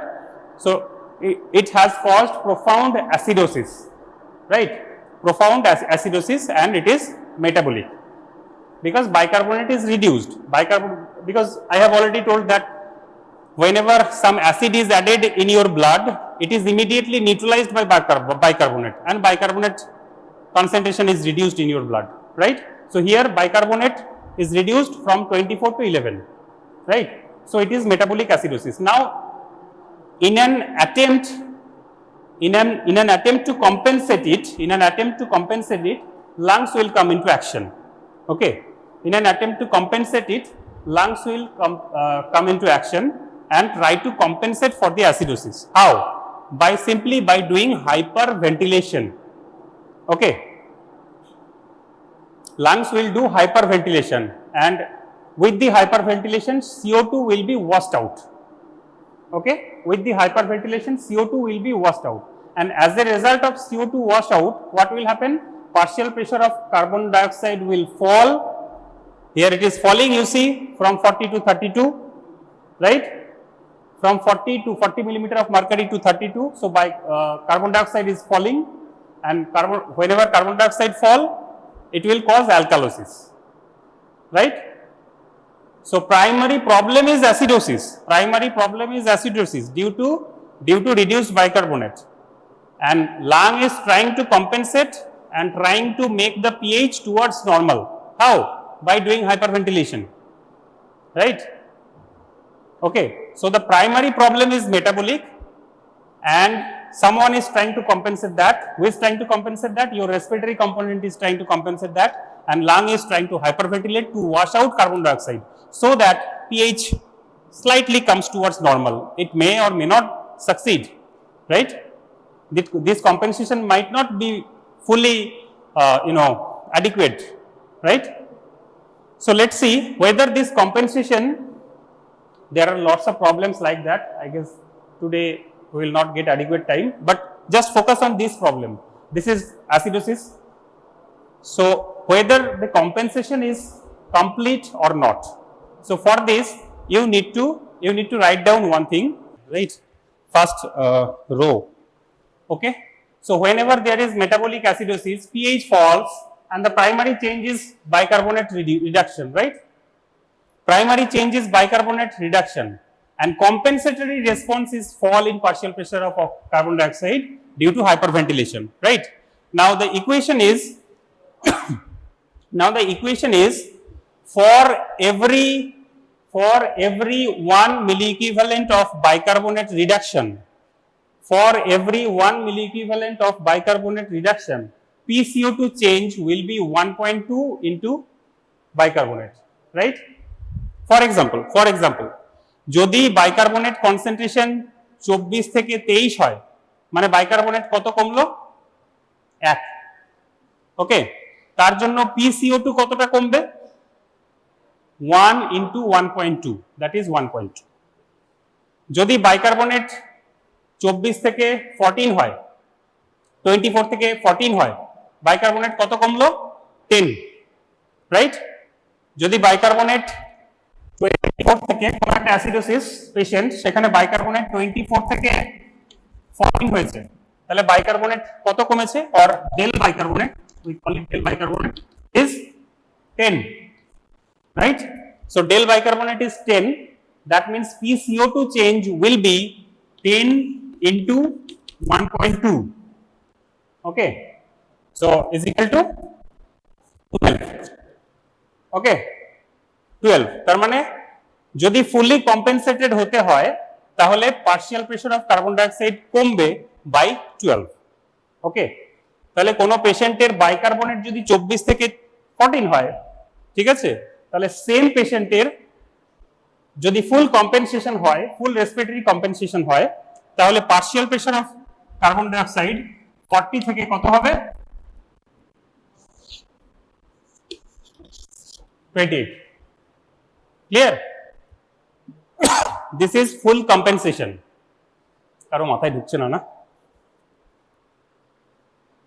প্রতি 1 মিলি equivalent bicarbonate কমার জন্য partial pressure of carbon dioxide কমবে 1.2 millimetre of mercury, right? তাহলে ওই পেশেন্টটার কি হচ্ছিল? 19 নম্বর স্লাইডটা দে। হ্যাঁ দে, হ্যাঁ। সো এখানে কি হচ্ছে? বাইকার্বনেট কমেছে কত? 24 to 11। বাইকার্বনেট কত কমেছে? 24 থেকে 11 হয়েছে, 24 minus 11, তাহলে 13। So del bicarbonate is 13, right? Del bicarbonate is 13, right? তাহলে PCO2 কতটা কমবে? PCO2 কতটা কমবে? 13 into 1.2,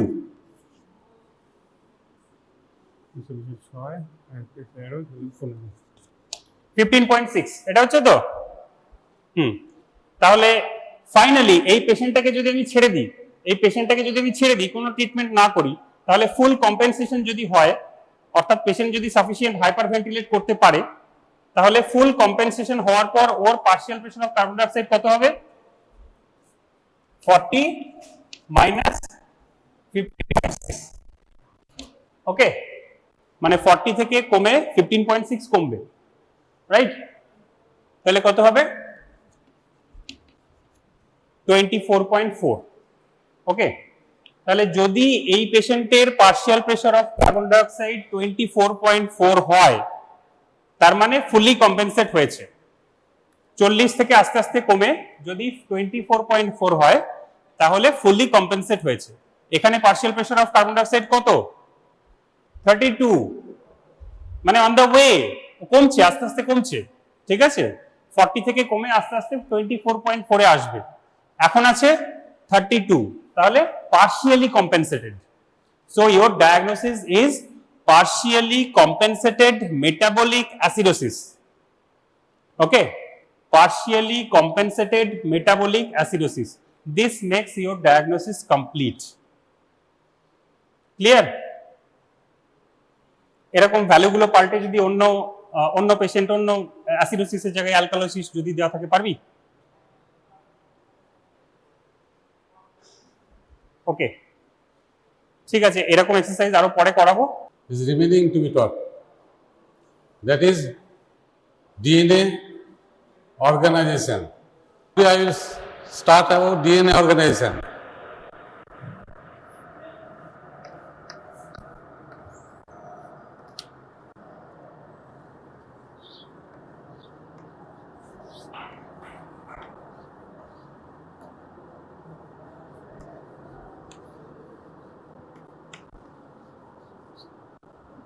As well as the finishing DNA organization.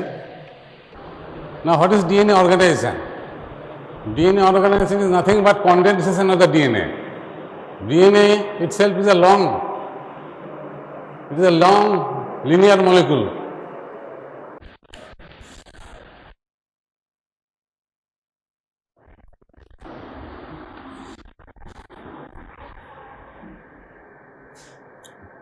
A very long DNA molecule. Each chromosome contains one DNA. So 23 chromosomes means there is 23 DNA. But the 23 DNA length of a kata in terms of base pair. We describe the length of the DNA in terms of base pair. That is a human DNA. I am talking about human DNA, not prokaryote or bacteria. Human DNA length already I have discussed several times. That is 3 into 10 to the power 9 base pair of length. How so lengthy DNA is organized or packaged or condensed into a cell? That is the question.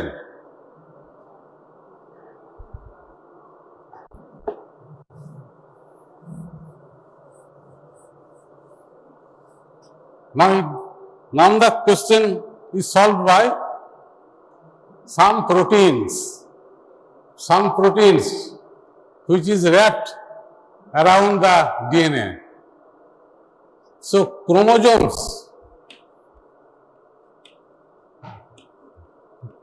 from chromosome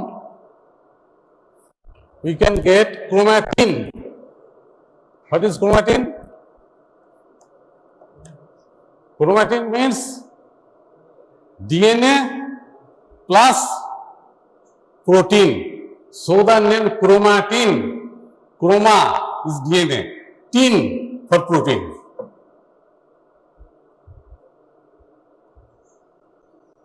It contains equal amounts of DNA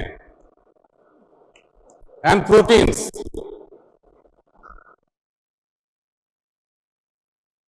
Some RNA, I am not writing, but proteins are involved in DNA packaging. What are the types of proteins? Proteins are classified into two types. One is histone, basic protein, one is non-histone.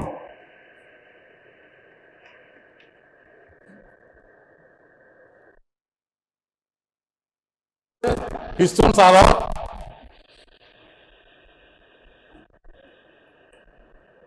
H1, H2A, H2B, H3, H4. Ultimately, only these proteins or condensation, not the H1, not the non-histone proteins. What are the non-histone proteins? Non-histone proteins are the enzymes involved in replication, involved in transcription, involved in DNA repair, involved in RNA processing. All the enzymes, that is DNA polymerase, RNA polymerase, transcriptase, reverse transcriptase, or non-histone proteins, and they are not involved in DNA packaging. DNA packaging, involvement of DNA packaging, these are the 4 types of the proteins that are histone in nature. These only 4 proteins are involved in DNA packaging.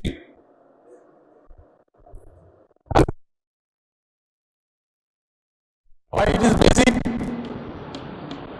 Basic due to rich in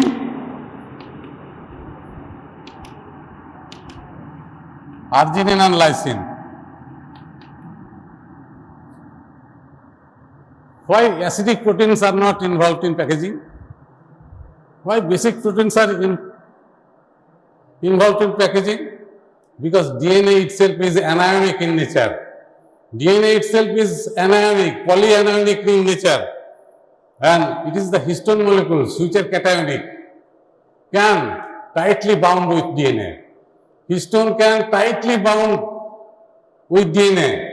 So this is because basic proteins which is rich in arginine and lysine, that is histones, are involved in DNA packaging.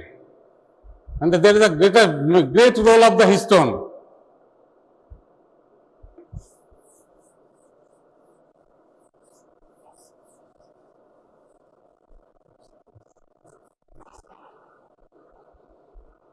These histone proteins are itself modified. Modification of the histone is done by acetylation, methylation, phosphorylation, and ubiquitination. These are the modification of the histone, and modification of the histone is necessary for the gene regulation. Histone prochando tightly bound. If I have to lose it, what should be done? Histone and DNA, very tight binding. For loosening of this binding, we have to make histone acetylation. That is acetylated histone. Why acetylated histone causes loosening? And loosening is necessary, otherwise replication will not occur. Replication, transcription, all the events will not occur unless it is loosened. If it is tightly bound to histone, no replication, no transcription will occur. Before transcription, before replication, DNA must be loose. And binding is necessary. Binding is necessary for packaging. Binding is necessary for packaging, and loosening is necessary for various events, that is replication and transcription. Ever acetylation, histone becomes acetylated. Think of the basic chemistry. Acetylation of the histone. Acetylation means acetylation is the negative charge. Histone is the positively charged. So acetylation means the positivity of the histone is lessened. For acetylation of the histone means positivity of the histone is reduced, and positivity is reduced means less binding with DNA. Okay? Why acetylation is necessary for replication or gene expression? Because by acetylation it becomes loose, and by deacetylation it becomes again bound. So modification of the histone,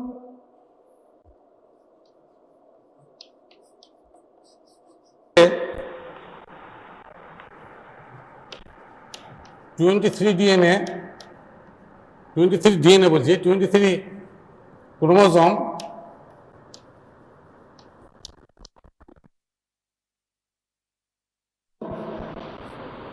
1.7 into 10 to the power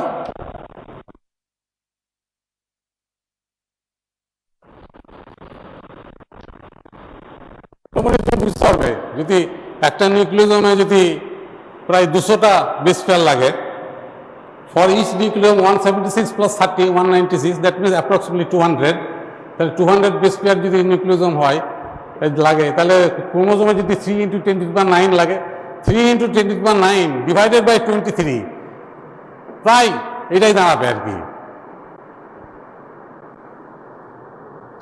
তাহলে এখানে 10 গুণ হলো এবং এখানে আরো 1000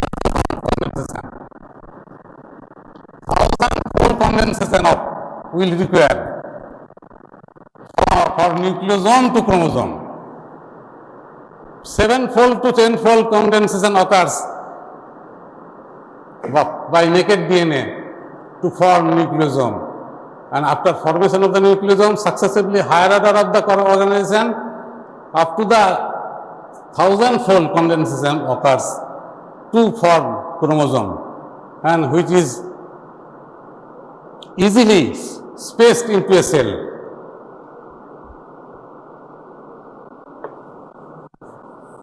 This is the fundamental or basic concepts of DNA organization. DNA after replication, eukaryotic replication and prokaryotic replication এর মধ্যে তফাৎ কি হলো? একটা মেজর তফাৎ আমি অনেকগুলো বলেছি। If you can recall, I will not repeat it. And the last difference is the after replication in prokaryotes, it becomes naked. It becomes naked, but our DNA, eukaryotic DNA, becomes wrapped with proteins. That is for condensation, for packaging.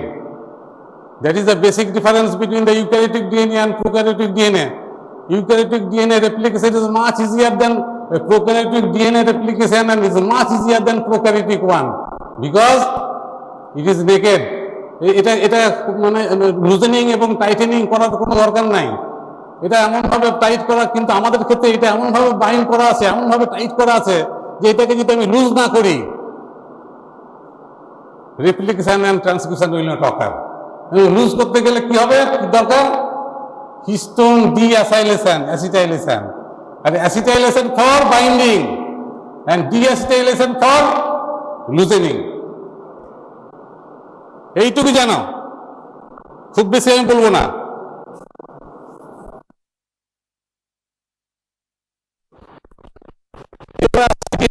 Very important topic DNA.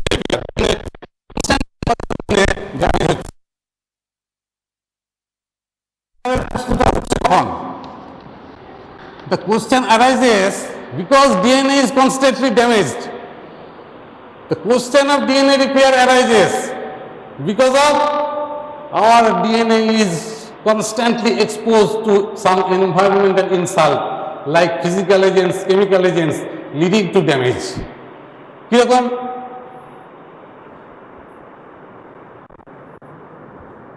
DNA damage, DNA repair আগে যেটা হবে DNA damage. DNA ড্যামেজের জন্য কি কি লাগে?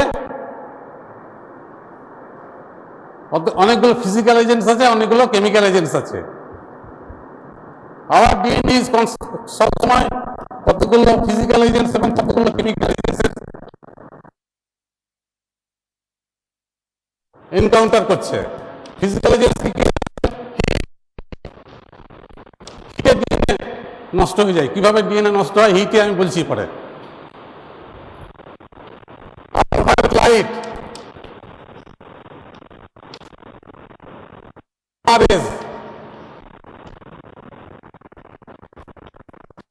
এক্সরেজ, এগুলো হচ্ছে physical agents. Chemical agents for damage,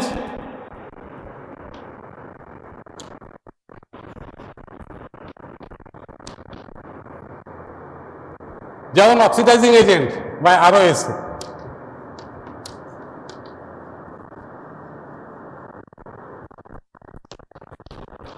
reactive oxygen species, free radical injury,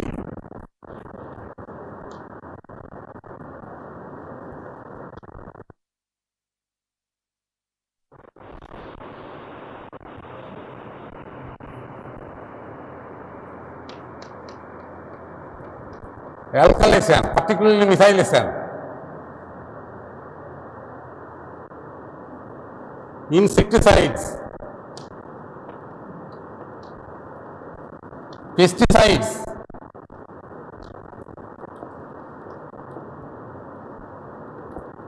food preservative,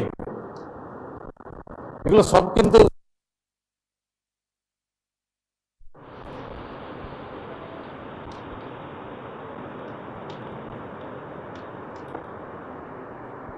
these are all, these types of damage are occurring almost every time, and every time there is repair.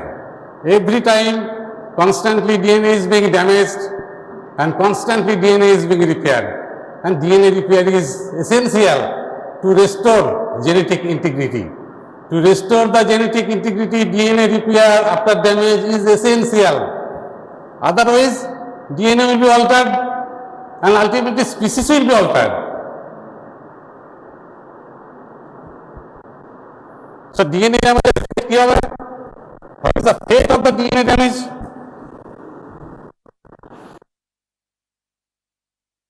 দুটো হতে পারে। সবচেয়ে principal ফেট হচ্ছে গিয়ে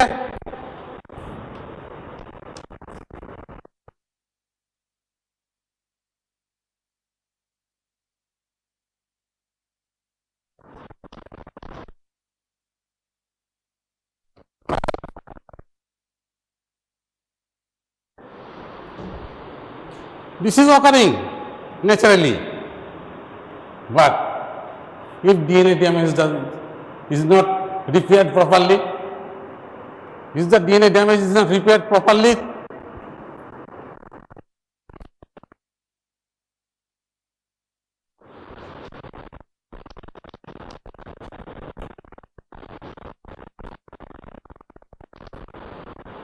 DNA damage থেকেই যাবে। তাহলে DNA কিন্তু নর্মাল ডিএনএ থাকবে না, ডিএনএ এর অল্টারেশন হবে।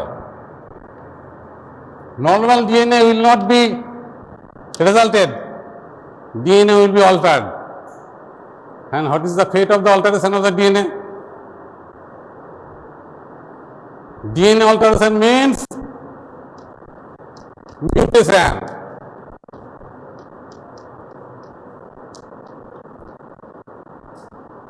And accumulated mutation.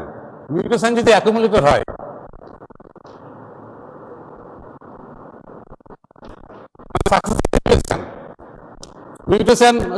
mutation is occurring, not repairing. Mutation occurs from different age, from childhood. Ultimately, in the old age, the person will suffer from cancer.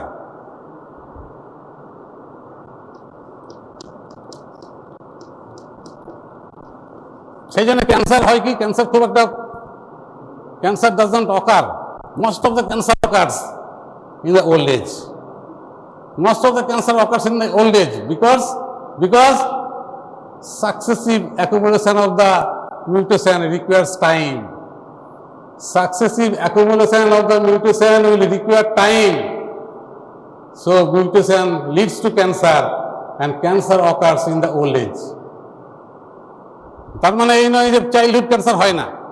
There are many types of cancer which occurs in the childhood, and that is due to some faulty gene acquired from parents, তার জন্য হতে পারে। But cancer in the old age,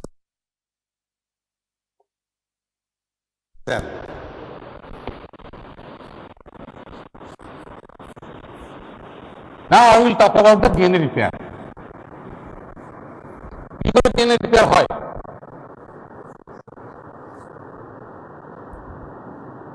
DNA repair হয়, DNA damage হলে পরে হয়। আর একটা post replication error হতে পারে। প্রুফ রিডিং অ্যাক্টিভিটি তোমরা জানো, I have describe proof reading activity in replication. The purpose of the proof reading activity is to correct the DNA so that wrong base cannot enter into the DNA. Wrong base যাতে ভিতরে ঢুকতে না পারে তার জন্য আছে mechanism, that is proof reading activity.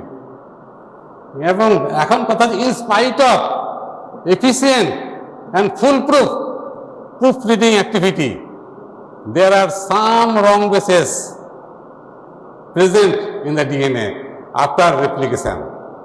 Some wrong bases are present even after replication, even after proofreading activity, and that is known as replication error. What is replication error? The error, that means entry of the wrong base, is not corrected by proofreading activity. Proofreading activity usually corrects, normally, naturally corrects the wrong base. That is, wrong base is removed and it is replaced by correct one. That is the mechanism, proofreading activity, and that is present in every DNA polymerase. Every DNA polymerase has proofreading activity because of the correction of the DNA, because of to prevention of the wrong entry, wrong base entry. The replication error, it is also a type of DNA damage. DNA alteration হচ্ছে, কিন্তু কোনো physical agent বা chemical agent দিয়ে হচ্ছে না। আমি যে physical agent এবং কেমিক্যাল এজেন্টগুলো বলেছিলাম সেটা হচ্ছে ডিএনএ ড্যামেজ। কিন্তু even after replication, even after completion of the replication, there are some wrong bases, and that is replication error. এই replication error, it is corrected by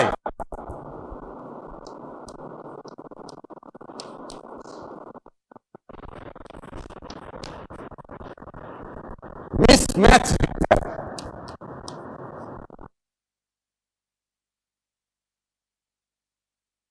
repair, because matching is not as per base pairing rule. Matching is not as per base pairing rule, so it is mismatch. Mismatch repair. আর এছাড়া যে DNA damage, যে DNA damage গুলো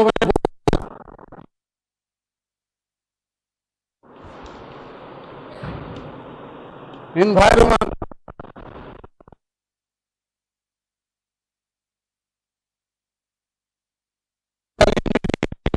chemical agents, এগুলোকে আমরা একসঙ্গে বলছি environmental insult. Environmental ইনসাল্টে যে damage হচ্ছে, and that is corrected by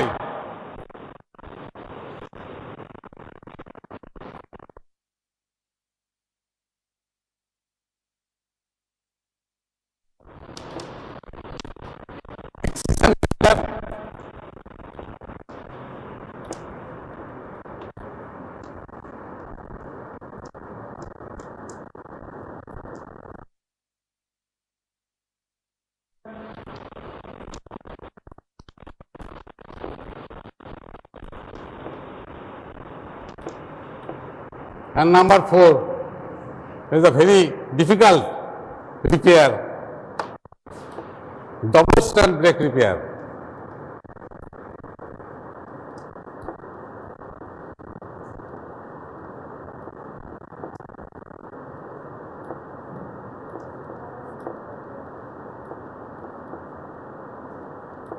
These are the 4 repair mechanisms.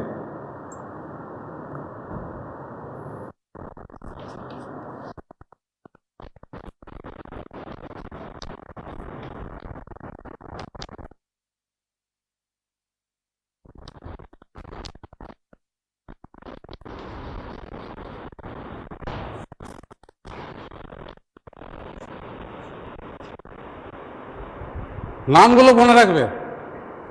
What are the different repair mechanism? Number 1 is the mismatch repair mechanism, which is corrects the replication error, and number 2, number 3, number 4 are the repair mechanism which is required for correction of the DNA damage by physical agents and chemical agents. So replication error কথা বুঝিছো? I am first describing what is replication mismatch repair. Mismatch repair কখন হয়? যদি replication error হয়। এবং কখন হয় replication error হয়? one wrong base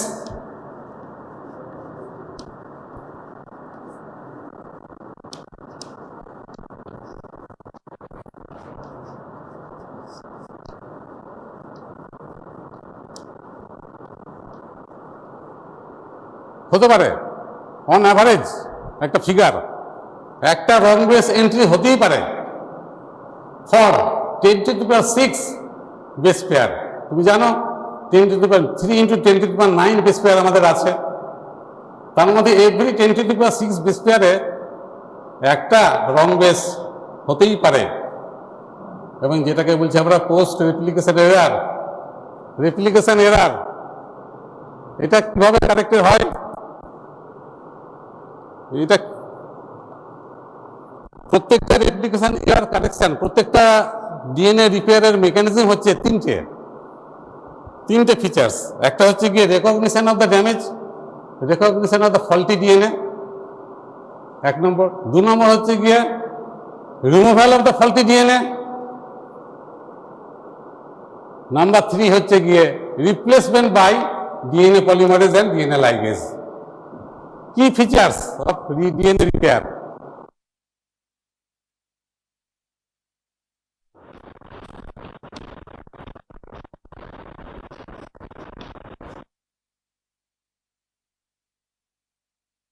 complimentary base, দুটো স্ট্র্যান্ডস কিন্তু কমপ্লিমেন্টারি। একটা স্ট্র্যান্ড ডিএনএ একটা স্ট্র্যান্ড আর একটা স্ট্র্যান্ডের সঙ্গে complementary in nature as per base pairing rule. এই কমপ্লিমেন্টারি নেচারের জন্য DNA repair is possible, complementary নেচারের জন্য রেপ্লিকেশন ইজ পসিবল, কমপ্লিমেন্টারি নেচারের জন্য ট্রান্সক্রিপশন ইজ পসিবল, কমপ্লিমেন্টারি নেচারের জন্য ট্রান্সলেশন ইজ পসিবল। যদি কমপ্লিমেন্টারি নেচার না হতো তাহলে কিন্তু ডিএনএর স্ট্রাকচার কিন্তু এমনভাবেই বার করা হয়েছে যে 2 strands are complementary in nature, otherwise life is not possible. Life is not possible if the DNA strands are complementary in nature. এবং রিপেয়ার মেকানিজম এবং কমপ্লিমেন্টারি যেটা আমরা ব্যবহার করছি, we are using the complementary nature of the 2 strands of the DNA. মানে একটা strand correct আছে, faulty হচ্ছে আর একটা স্ট্র্যান্ড। আমি ফল্টি স্ট্র্যান্ডটাকে রিমুভ করে কিন্তু আমি ওই গ্যাপটাকে ফিল আপ করলাম বাই ডিএনএ পলিমারেজ দিয়ে। যখন পলিমারাইজেশন হবে তখন তো আমার বেস পেয়ারিং রুল দরকার।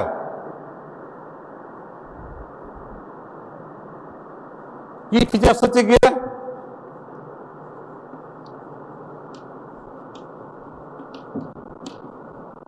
রেকগনিশন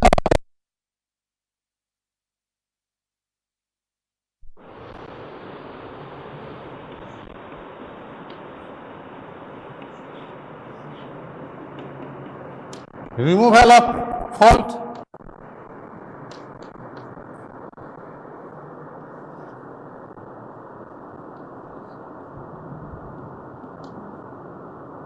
repair of gap যদি হবে, ফল্টি ডিএনএ যদি আমি রিমুভ করি, there must be a gap and the repair of gap. These are the 3 features or 3R of the principles of DNA repair.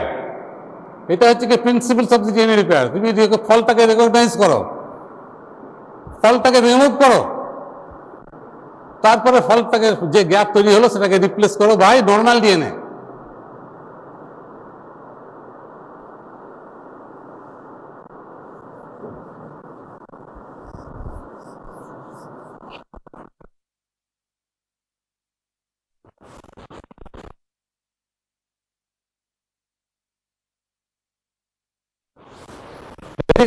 Mismatch repair আমি বলবো এবারে প্রথমে।